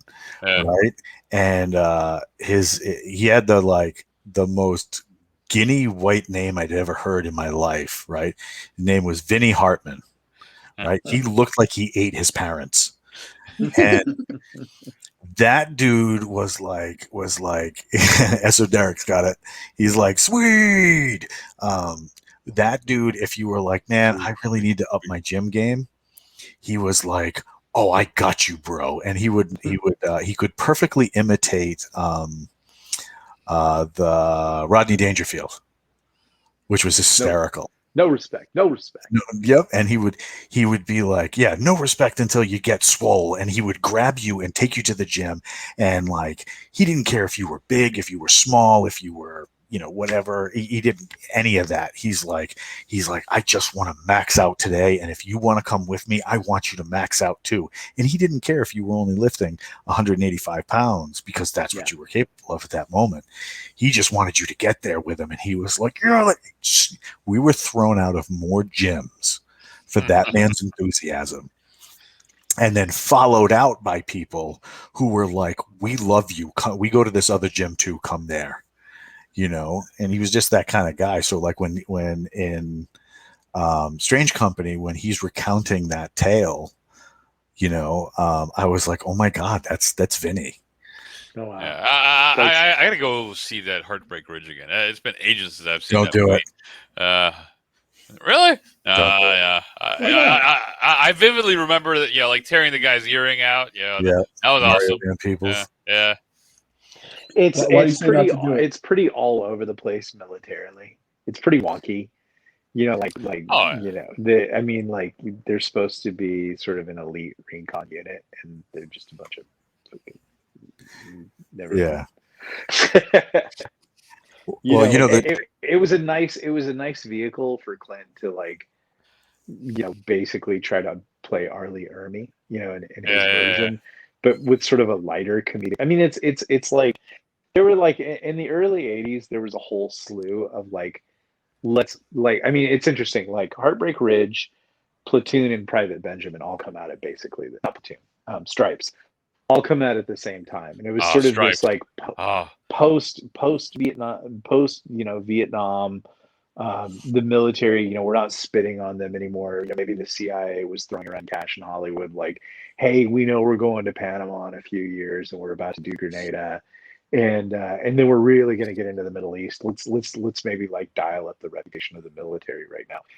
And so like those are the first 3 movies that kind of show the Army as not like draft mandatory, and more like hey, this could be a career, and it could be something you could do with your worthless life when you're lost. If you analyze all 3 of those movies, that's what they're saying. Well, John Candy and Stripes. Come on. Yeah. Excellent movie. Oh, but you know what's funny about those movies? Almost all of them, some of them I've seen recently, after like 30 years away from it, and I'm going, it was a lot funnier back then. You know, it's like they're funny as comedies. They're good. I mean, just Yeah. as comedies. And like Heartbreak Ridge is like interesting, but I don't think Heartbreak Ridge can ever make up its mind what it really is. But the best early '80s war movie that you can see, a military movie that you can see, is Uncommon Valor. That movie's badass. Oh yeah, Uncommon Valor rocks. That movie's awesome. You just like mic drop after that movie and walk away. I did like Platoon. Platoon was awesome. Yeah. Platoon is good in its portrayal of military life and like Yes. in a certain way, in a lot of ways, but like Platoon is the first movie to kind of really advance what has become modern military and cinema, like the default position of smart guy joins the military and realizes that like there's a nobility there, but the military industrial complex is bad and your friend got killed and now you're anti-war, And Well, yeah, war is it bad. definitely had a point Yeah. of view. So Yeah, but that point of view is like so much now for every stupid little screenwriter running around through Right. Hollywood. That is Right. now the default position, and it's not the Right. reality. I mean, it might still. I don't know. Actually, yeah, I told everybody I got to yell at some USMA cadet today. That was fun. But like it's. I don't know. Actually, I don't know what the military is going to become now. I already know people are back channeling me and say like they're getting out, they're done. Like all this stuff, but. That's not the military. That wasn't the military I was in. I don't think that's the military Walt was in. I'm not sure about the military JR was in. It went through some changes, but like it's not. It's not. It's not. I don't know. How do I say it? It's not. It's not. Like you always. I call like Charlie Sheen's character when I was in. I called that guy Specialist Read a Book, and it's. It's just that's not everybody. Like it's just weird. But not everybody is there like trying to find themselves. Some people are just in there to have a good time, and some people are in there to really go for it. But not everybody's like out on some vision quest to prove their family wrong. So even though kind of talker is. There were when I enlisted because I enlisted in '98. No one cares, JR. There were a lot of people that were there, like they grew up with maybe their grandfathers fought in Vietnam, their dad in the first Gulf War. Grandfather. And they were just looking to prove that they could stand up against that. Yeah, all of that shit is bullshit. No one went because grandpa went to war. The reason they went is because they played Call of Duty and they wanted to see if they could Call of Duty for the high score. Call of Duty wasn't out when I enlisted. Yeah, it was. Well, yeah, it was. Call of Duty, Battlefield 2. Yeah. All those things, all those kids, all those games were recruiting tools designed most likely by the CIA and all that kind of stuff to get kids to play. The grandpa was in, that's bullshit. My dad was in, that's bullshit too. Everybody wanted the Call of Duty. Fact. Call of Duty first released October 29th, 2003. Yeah. Yep. Yeah, we go to war 2002. I mean, I was already a sergeant by then. I mean, yeah, okay. I always think of you as more of a 2000s veteran, but you went in like what, 97, 98? 98. 98. Okay. Yeah. Call of Duty wasn't out then, but I'm saying the whole GWAT crowd, it was all Call of Duty. I believe that. Well, I think a lot of 2000, I would imagine, is a 9/11 offshoot as well. I mean, I knew a lot of people who went back in, who may have gone out and went back in. So I know when I enlisted in '98, that CNN had just done a special about world peace might finally be achievable, and I remember vividly my recruiter telling me that the reserves and the guard would only get called up after the Boy Scouts, but before the Ladies Auxiliary. That's how it was. I mean, like in '89 through '93, we called the National Guard the no-goes. Like as in, like when we tried to rotate them through NTC for Desert Storm 1. Like there was a guard unit that notoriously failed 3 times and had to go through had to go through again even though the war was over, because the military needed to know why the guard units couldn't pass. If you want to see what the National Guard was like in the 70s and the 80s, just watch Southern Comfort. Wait a minute, so the Desert Storm was 91, 92? 91. Yeah. So because my association with anything having to do with that was before that. So we were around even then, but It's not all of strange us. to see the shift now. So I had a 10-year break in service, and I got to bounce around the planet a lot, and it was a lot of fun. When my wife lost her mind and enlisted, I was like, all right, I'll jump back in and make sure nobody's peed in the pool. And it was a thanks, Jr. And it was a much different army than when I had left. And So you left and started when? So I left in 95, 96, and then I started again in 2005, 2006. Oh yeah, I can easily imagine this. So it was a much different military, and the National Guard was much different. I was like, I just want to go. Because I had already gone through basic training. I had lots of little, I can tie my shoes and chew gum at the same time, patch that I can wear, if I need to. And I didn't need to go back through basic training, even though I had such a long break. So I could do this thing that the National Guard has called a try one. You go in for a year. If it's your jam, you stay. If it's not your jam, you bounce, right? And so I went into the unit to make sure, that nobody was going to be stupid. And I'm like, because I had the same impression that Nick had. With the National Guard troops, some of the troops that we saw were just lackluster and not up to par. And these guys had been fighting since 2003. This particular unit had spun back up again in 2003, had to deal with Katrina, and then they went on like multiple deployments. So you get there, and it's like, these dudes were solid. I mean, they were soldiers, and granted there was some differences, but yeah, they were solid. And I'm like, when did the National Guard get GER? I think after that NTC debacle in '91, I think they suddenly realized that, especially through the Clinton years, they're like, hey, rather than keep a standing army, which, they began to eviscerate, in '96, basically. Mm-hmm. They said, well, let's make sure the Guard is tight so the Guard can deploy. And it's weird when you look at the GWAT, how fast they rolled the Guard up, which, like, go back to '91 and like there weren't really even any Guard units over in Desert Storm. It was all 82nd, 101st, yep. 2nd Infantry Division, all that kind of stuff. Once we got our orders, literally 31 days after we got those orders, we were in country. Yeah, the guard got hardcore, and to its credit, it really did rise to the occasion. But like, that was not the Guard in 90, 91. No. Like I said, go watch the Powers Booth movie, Southern Comfort. They just got they were notorious for just getting together and drinking all weekend. I was in as that shift happened. We had the unit I first started with. I remember when they started shaking it down, and there was a dude in his 50s. It was still a specialist, and they would just like barbecue all weekend. And I watched them as they started processing those people out.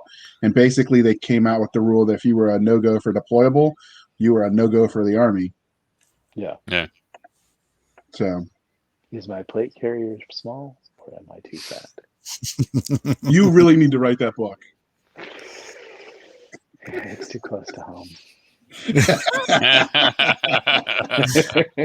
So that's one of the things that I think is cool about the community that you built with like the GE, and then it sort of evolved into the Forgotten Ruin as well. And I think they're the same Discord, even though it says Galaxy's Edge on the Discord. Like there's chapters for it, but that people are like starting to realize like that what they lost when they got out and got soft. And so you see that workout bay is like people going nuts on that one channel. And there are already people talking about that challenge you made about if they buy the shirt and it doesn't fit, but then they can make it fit, you'll give them another one for free or whatever. I don't remember exactly what it was. You gotta buy a size smaller than what you wear. And if it doesn't fit in a year, then you have to buy 2 shirts, or you get the shirt for free. Something like that. I forget. We need to go back and replay exactly what I said, but Here's the secret I would tell to everybody. I was in a pretty hardcore infantry unit when I was 20 years old. And I can tell you for a fact, I'm stronger now. And I did like 100-mile, like the most like impossible thing I did in that army unit is like I humped 100 miles one time, like 5 days. And but you know what's funny though, Nick, is that I know a lot of people who'd say the same thing. You know, like you get stronger. You get stronger as an older man. You do. Yeah. Like there's no reason to get out and get soft. Right. You do because whatever reason. But like if you like just get back into Diamond Dallas Page yoga or whatever. But like I just played a game with myself at CrossFit the other day. I was like, I wonder if I can do the Army PT deadlift test, and I did it, no problem. Yeah. Now where you may fall apart is stamina and stuff like that. But I would fall apart on the run for sure. But I've heard running's not a big thing. But like running's never really my thing. But when you're in an infantry unit, and payday rolls around, you're going to run until you can't walk because they don't want you to spend that money. Yeah. Yeah. So there's a decent number of people in there who I saw some of the comments are like, I can't even do that because your largest size doesn't fit. Oh shit. So, and a lot of it the is funniest thing about COVID is like I see fat people out there now like working out and running. I mean, like the one thing, because I think COVID's just I won't get up, but I'm not a big fan of COVID. Not that it's a different thing. But one good thing that it is scared everybody should listen and not exercise. Nick, you're breaking in and out. Okay. Am I better now? There we go. The one thing COVID did was No, it's breaking out again. Yeah, you're roboting. Yeah, you're going Cylon on us. Here now.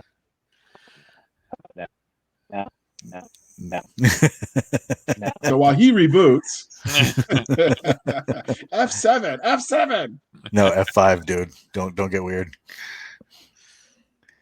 I guess I'm the real boomer now. So yeah, we're right now we're watching something that was done by a Forgotten Ruin fan. That is awesome. Which is the Battle of Ranger Alamo. Yeah, okay.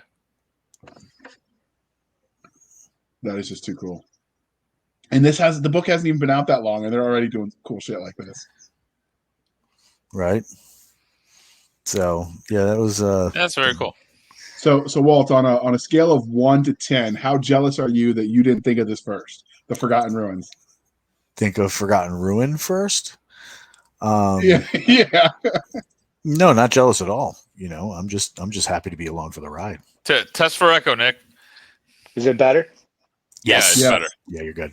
Okay. I think Nicole and I were on the same network, and she was like looking at fashion videos or porn or something. And the really dark stuff, like not like the good porn, the really, really dark stuff where I'm like, that's weird. Hey, Nick, Yes. Sparky's telling you he fought off COVID with his mustache. Totally. That guy could do it. That mustache is legendary. What I hope is that the Forgotten Ruin crowd takes over the Discord on the GE Discord. Like it'd be funny if like basically Forgotten Ruin just like takes over all of GE. Oh my Just god! wipes it out. We go to the GE game, and everyone's like, "No, we don't care. We want Forgotten Ruin." I had tons of messages after you posted that in Twitter. I was like, who are these people and why are they messaging me? And I'm like, well, I can explain that. People were like, when are you going to give us a game? And I'm like, here is Walt's Twitter. Talk to Walt. See ya. Walt's the point man on this, and then they just gang raped him. Oh yeah. It was like a prison shower scene. So, but That's a visual in a good way. How's that? I mean, here's the funny thing. For all the Call of Duty and for all the fantasy games, so like in every year it's Call of Duty Modern Warfare, Call of Duty Cold War, Call of Duty Black Ops.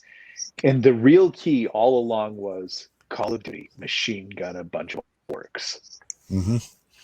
Like if there was a Call of Duty game right now where you just like that video that guy posted, people would be playing the hell out of that game. Like not even that it doesn't have to be Forgotten Ruin, but like I don't know, like once you kind of like, maybe you don't even need to balance the game. Maybe it's just like, it's kind of like, it's basically John Wick. Like you're just basically machine gunning tons of orcs and doing sort of gun fu ballet. But like that would be a great game.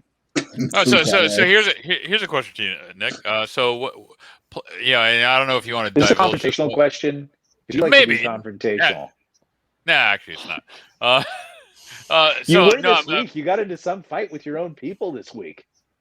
oh, probably. What was the topic? I don't remember now. I seem to recall you something. got mad at all of Israel for some reason. Yeah, I don't remember. Yeah, They probably were, true. they Oh. couldn't take a joke. They couldn't take a joke and Oh. you went nuts. It's like, whoa. Well, I think this is true of any religion, where if you post something in a religious, group and you're a member of that religion and you poke fun at something that's real about your religion, it's like, uh, like for instance, I think my joke is like, hey, it's like on the week of Passover, all the Jews who couldn't care less about being kosher, or anything having to do with Judaism, the rest of the year, on that 1 week they become ultra orthodox suddenly, and nobody liked it. I mean, it's true, Yeah. but nobody wants to face their own foibles. So Yeah, I'm just like, I think you're right that that's true of all religions. I think yeah. probably except Satanists. Like probably sometimes like someone's like, "Hey, Satanists, we're all dicks," and everybody's like, "Yeah, we're dicks." Oh yeah, but no. The question I had for you, Nick, was, and whether or not you actually divulge or not is a separate thing. But so we're starting to see an evolution, now in this game and in the book, where you've got a military unit that's slowly going to convert to a D&D like unit. Do you anticipate ever it losing the military unit style thing and becoming just pure D&D, or it'll always be a hybrid? I think like the premise of Wargate, because Forgotten Ruin is a brand new genre called Wargate, and the premise of Wargate is modern military, perpetual taco machine, fantasy setting. Those are the three basic things that separate it from isekai fiction or gate fiction or whatever nonsense is out there. So I personally think that you probably need to kind of maintain that in the hybrid. Like if you have the forge, the perpetual taco machine, then that's how you keep your modern military unit, being a military unit. But as you see in Forgotten Ruin, like if you're reading the book, like one guy becomes like a werewolf, a were-tiger berserker, and another guy develops these psionics, another guy becomes a wizard, some other stuff, one guy becomes a cleric. Like stuff is starting to happen, but they're still wearing their plate carriers and carrying their weapons. Right. So, and we have about 7 other authors right now, Walt and JR included, and Rothman, you've kind of written a Wargate novel. So people could have their own flavors of that. Now, for the Forgotten Ruins series, the 6 books that are planned initially stay with the Rangers doing their Ranger thing. And so they're probably going to stay as a military unit, meaning, bullets and Carl G's and MREs and all that kind of stuff, as long as the Forge can crank that out. Where it's going to get interesting is when they actually have to leave the Forge and go down into Northern Africa and do some stuff and fight some giants. But I think I found a way to still resupply them there. We found a way to still resupply them. But we have another story that we're going to tell called the Delta Kings, and that's about, if you read through the book and you ran, there was reference to a special forces A team that gets that shows up previously. They seem to have gone savage. They seem to have lost their forge, and then you relied on their skills as premier operators to sort of go Conan and take over. And they went native. They went native. And then within Forgotten Ruin, like the arc that we're having, we're eventually going to meet this paladin, and the Rangers, like through the wizard that they meet, the wizard's going to aim the Rangers at the paladin, because the paladin needs help, because a lot of what's going on in Forgotten Ruin is actually about this sort of down and out paladin who's been sent on a one-way mission because his own church wants to get rid of him because they hate his guts and they want to have sex with his girlfriend. And so they're like, let's get rid of this dude by sending him on a one-way mission to die down in Egypt against these lich lizard pharaohs. And so the wizard knows that, so he's going to send the rangers to help the paladin. Excellent. And so what I was saying is the paladin story, it will be very D&D. Like then the rangers will come into it, but like in a perfect world, I'd probably write like 3 paladin novels by himself, or like, but I'd write the first paladin novel and then have him run into the rangers at the end of it, and then some stuff happens. But a thing that keeps getting addressed in the first book and the second book is that at some point the rangers are going to need to learn Bronze Age fighting tactics, meaning fighting as a cohort, fighting as a phalanx, fighting as a unit, getting into the scrum. And like that's interesting. That's another great thing about COVID. Isn't that funny how I said that? One, COVID got everybody in shape because they realized they needed to exercise. The other thing about 2020 that was really interesting was all the violent riots. When you talk to historians, they'll tell you like we have a really hard time understanding, even though we have all the texts and things like that, how Bronze Age and Iron Age people actually fought. There's real, like when you read Herodotus and stuff like that, there's no account of the battle, like how, like the actual tactics of the battle. If there is, it's very broad.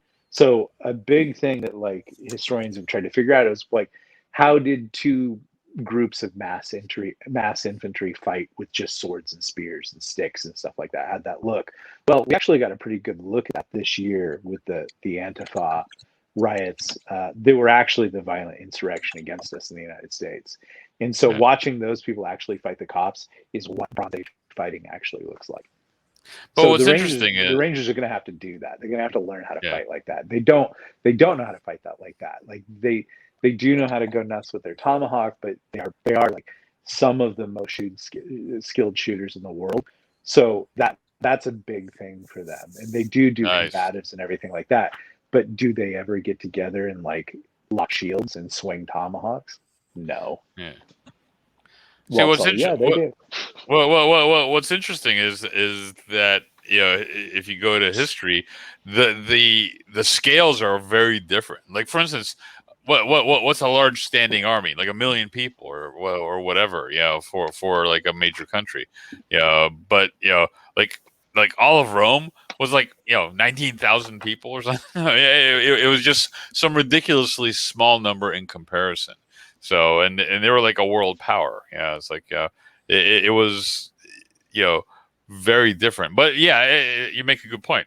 Like what were the actual tactics used in major well, it's combat? kind of cool when you watch those Antifa riots and things like that. Like you really kind of see what it takes. Like there's a lot of low level leadership in those battles, like constantly pulling guys out and then pushing guys forward. It's a lot like a football game. We kind of knew that, but there's other things. There's many tactics going in, but like the front, it's not necessarily Braveheart, where everybody's cutting everybody down and then suddenly everybody's fleeing. Like that battle line would kind of like be static and just staring at each other, and like they'd be trying, stabbing sticks at each other and trying to get some advantage to break through. But a lot of it would be like guys getting pulled back, and redistributed around in the line and stuff like that. So it's very interesting. I don't know that anybody's ever really written that. Yeah. So go ahead. I say somehow, Nick, I've read now The Forgotten Ruin twice. Whoa! Because we're gonna be doing a review on our podcast of the story, and one of the things I just had. Walt gave me lectures and told me I need to be sober, fat, dumb, and stupid and drunk. I think was something he said. I don't know. Oh, I wasn't that bad. But so one of the things I'm picturing as you're writing this, because you threw out, like I know some of the classic D&D monsters, but some of like you went deep and obscure. So I'm picturing like you and Jason there with like one of those little spin things and like seeing where it lands to tell you what monster reference to throw in. So we have a song we sing when we do it too. It's called Wheel of Monsters, turn, turn, turn. Tell us the monster the ranger should burn. We say it every time. Hell yeah. That was an Anime X reference for anybody who's that old. So how do you guys decide? Is it like, do you just roll dice to see what page to open on the manual, or? Yeah.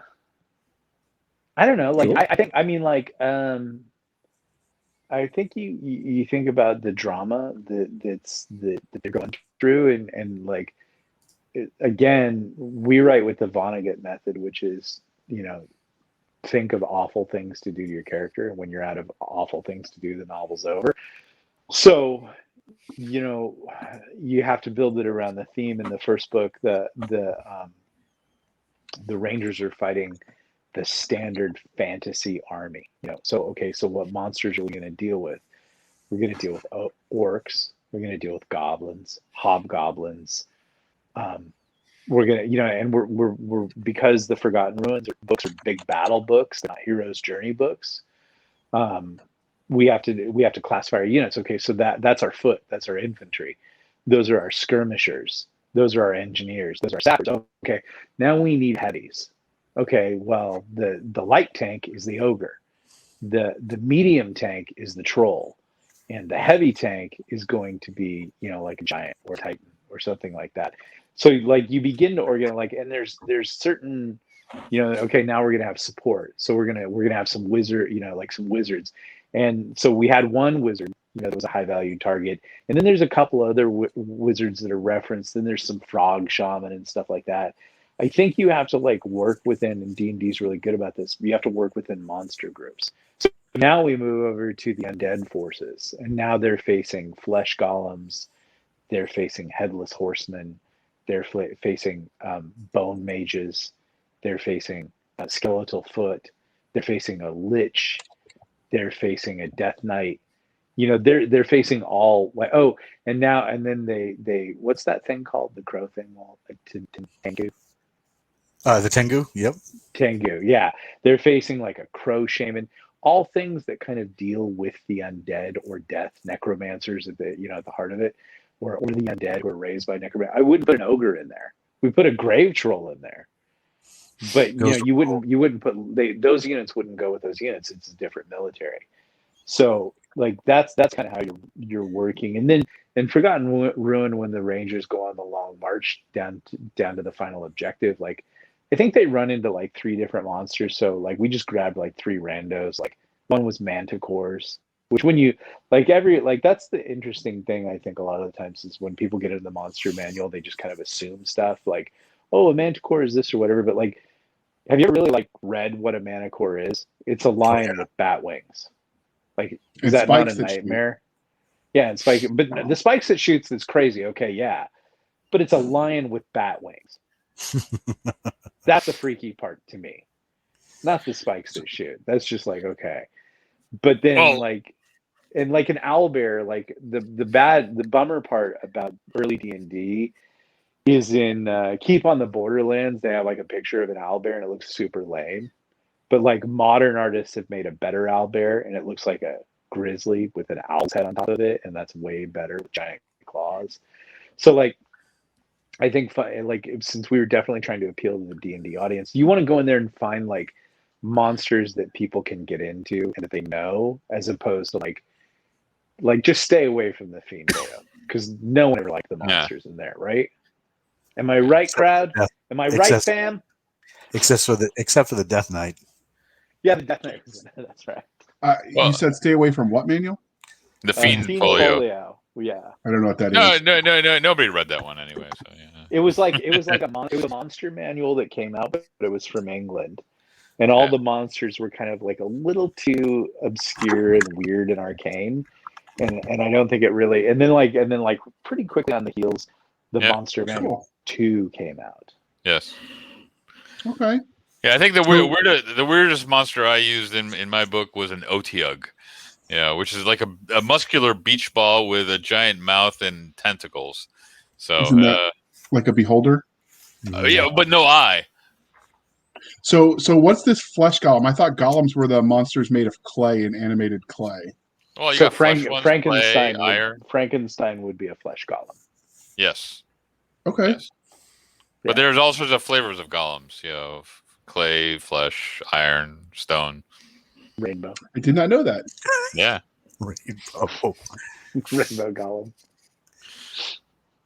It's Yeah, so the good iron- that you can't- Iron ones are a pain in the ass. Yeah. A golem is anything constructed, from other parts. So like Frankenstein is a golem that's constructed of criminals. So I decided to turn them into sort of like, I don't know, what kind of unit would you call that? Well, like Those would they be were definitely skirmish. assaulters. Yes, Yeah. skirmishers, assaulters, or stuff like that. I gotta And, tell you, oh my God, you're headless horseman. Oh my That's God. fun. So like right now I'm kind of getting the preview, and his headless horseman, when you find out what they really are, my freaking heart broke. I was like, no, no. And even Talker talks about it. There's the way he wrote them. They're almost like parasitic. Yeah.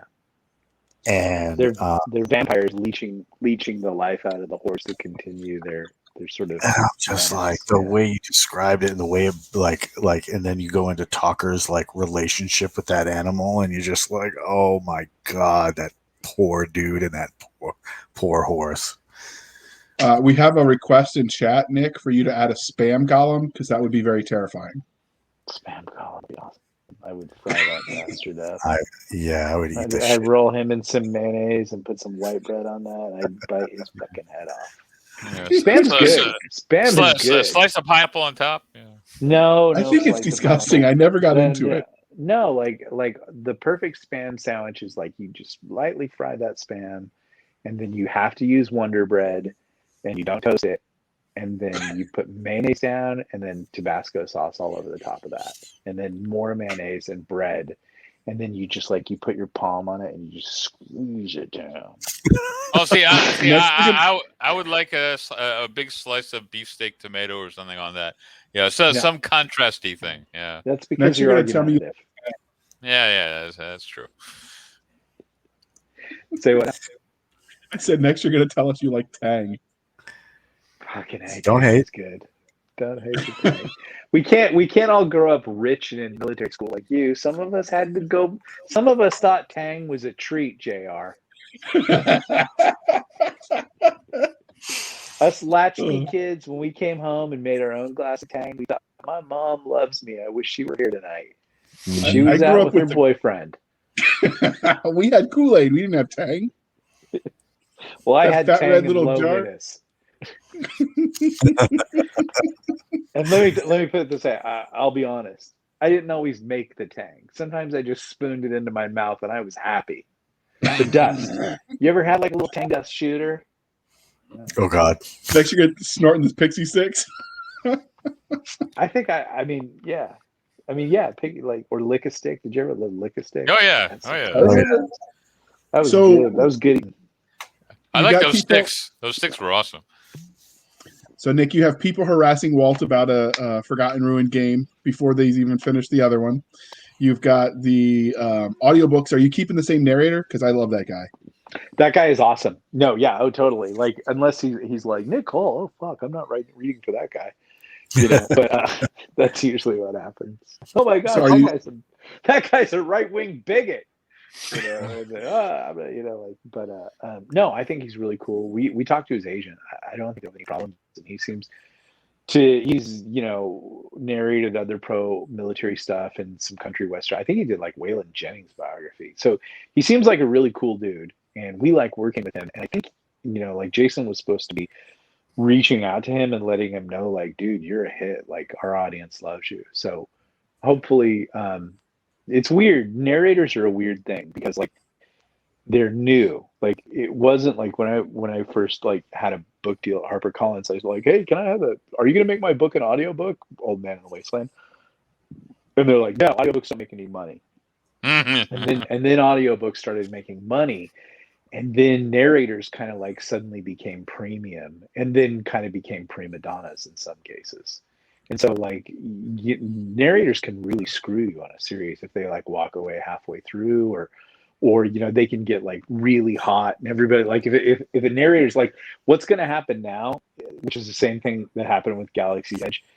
Our narrator there, suddenly everybody's going to want that dude. And it's the Martian effect on that one. Yeah. So are there other like forms of media coming out? Like, I don't know, movie deals that people are already talking to you about for Forgotten Ruin, or I don't know, comic books, graphic novels, whatever the cool kids are calling those pictures? There's Yellow No, Scope, see, whatever that is. yeah.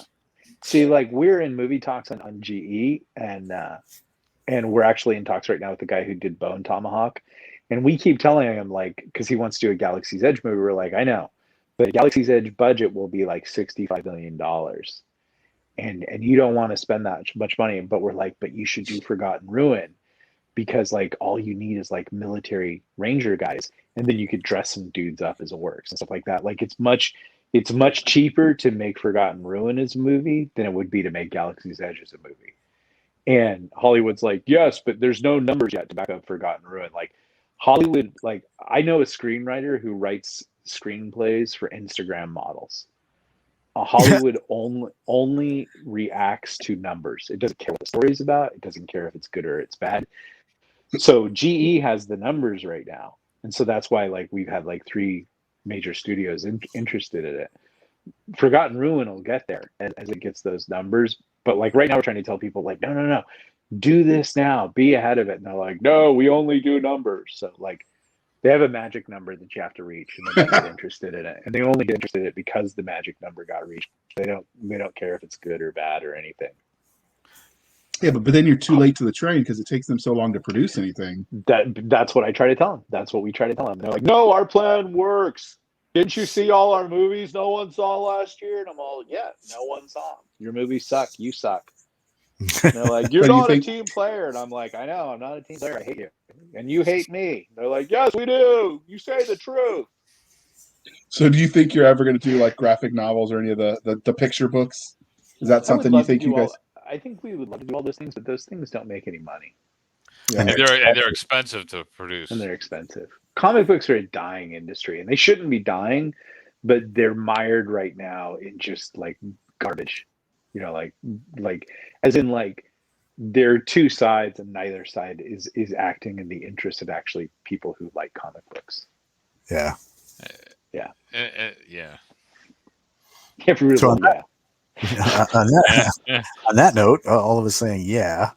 So you guys want to go back to the castle again next week? Yeah. Yeah. Let's see if we can get that J.E. Mack guy killed. He said he was going to show up tonight. Yo, I want to be there.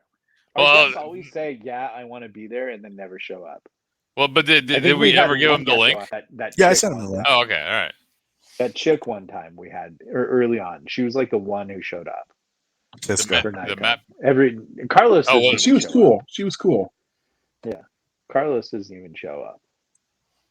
Well, he's busy writing his negative Yelp review, and then I understand when he did that and hit the post button, somebody panel vanned him, and we haven't heard from him since. What? Yeah, we're going back to the castle. That'll be good times. JR, are you still planning to run your D&D adventure? I got the come to Jesus talk from a certain publisher that I know about picking up my production speed and what makes me money versus what doesn't. so I'm limiting myself, and I've I've heard had to that say your no to some things. all the boys to the yard. That's what makes you money. Well, I guess I could go into the Navy. I mean, if I really want to do it that way. So with this, is this going to be something like, so you said before we let it go, because I just got to know, you've got 6 or whatever books for season 1 of Forgotten Ruin. When you follow, are you going to follow a season 2 with those characters, or are you just going to jump to the Paladin story? I don't know yet. I mean, we always whenever with GE, we always want to stay in the make the main thing the main thing, and then then we do the side projects. But I'm pretty sure the first side project is going to be the Delta Kings. So question, I haven't followed. So you've used the term season 1, season 2 on the GE stuff. So what do you mean by that? What is season 1? It's usually a story arc. Okay, complete Yeah, orc. like Got it. season 1 in GE was the legions, basically the legion ultimately rebelling against the House of Reason and Okay. putting down sort of a tyrant named Gothzelis. That was season 1. All right. Got And it. me killing Owens. That was pretty much season 1. Bastard. That's the Bastard. best part, when I iced Owens. Jason cried. Oh my god! He has a little bit of a reputation at this point now, though. Who, Right. Owens? No, Oh, you for killing Oh, everyone. yeah, man, killing everyone's what it's all about. And you don't have to write him anymore. When I told people, because people asked about the reservists too, it's like, so you and Jason are going to do this thing again? I'm like, no, they sent me Nick this time. You're like, well, shit, Fetch is going to die, his dog is going to die, his wife is going to die, everyone's going to die. Both your wives are gonna die, man. Your stupid kids are gonna die. That's just gonna be one lonely dude. You'll be lucky if that plays bitch, right, Walt? What's that? Kill everyone in reserves too. Kill them all. Jason was even meaner. He's like, I'm going to tell him to make him lose his taste buds so he can't even get fat and happy again. There's the man right there. That is the man. I broke a Kindle when you killed him, you bastard. Why? Because I threw it across the room. I was pissed. He died awesome. Like he did that hero leap and he disarmed the tractor beam and then that's right. He reverse imploded. This will make Rothman's head explode. He reverse imploded the polarity poles. And then as the ship escaped, they saw his body drifting out into space, and his last thought was, "Give my wife my love." And as I wrote that, I was like, "Jason's gonna cry." And Sergeant Balls is going to take that the wrong direction. Sergeant Balls is gonna like, "Hey, Mrs. Owens." It's the equivalent of the Ghostbusters Don't Cross the Streams. SGLI? SGLI. The Legion Widows and Orphans SGLI fund. spends a lot better when he's not around. Oh my god. On that note, I'm getting out of here. We want to thank everybody in the chat for coming out and SGLI listening. Lovin's the best. Just Oh god, yep. So hitting the end broadcast button. We'll catch you next time on D&D After Dark. SG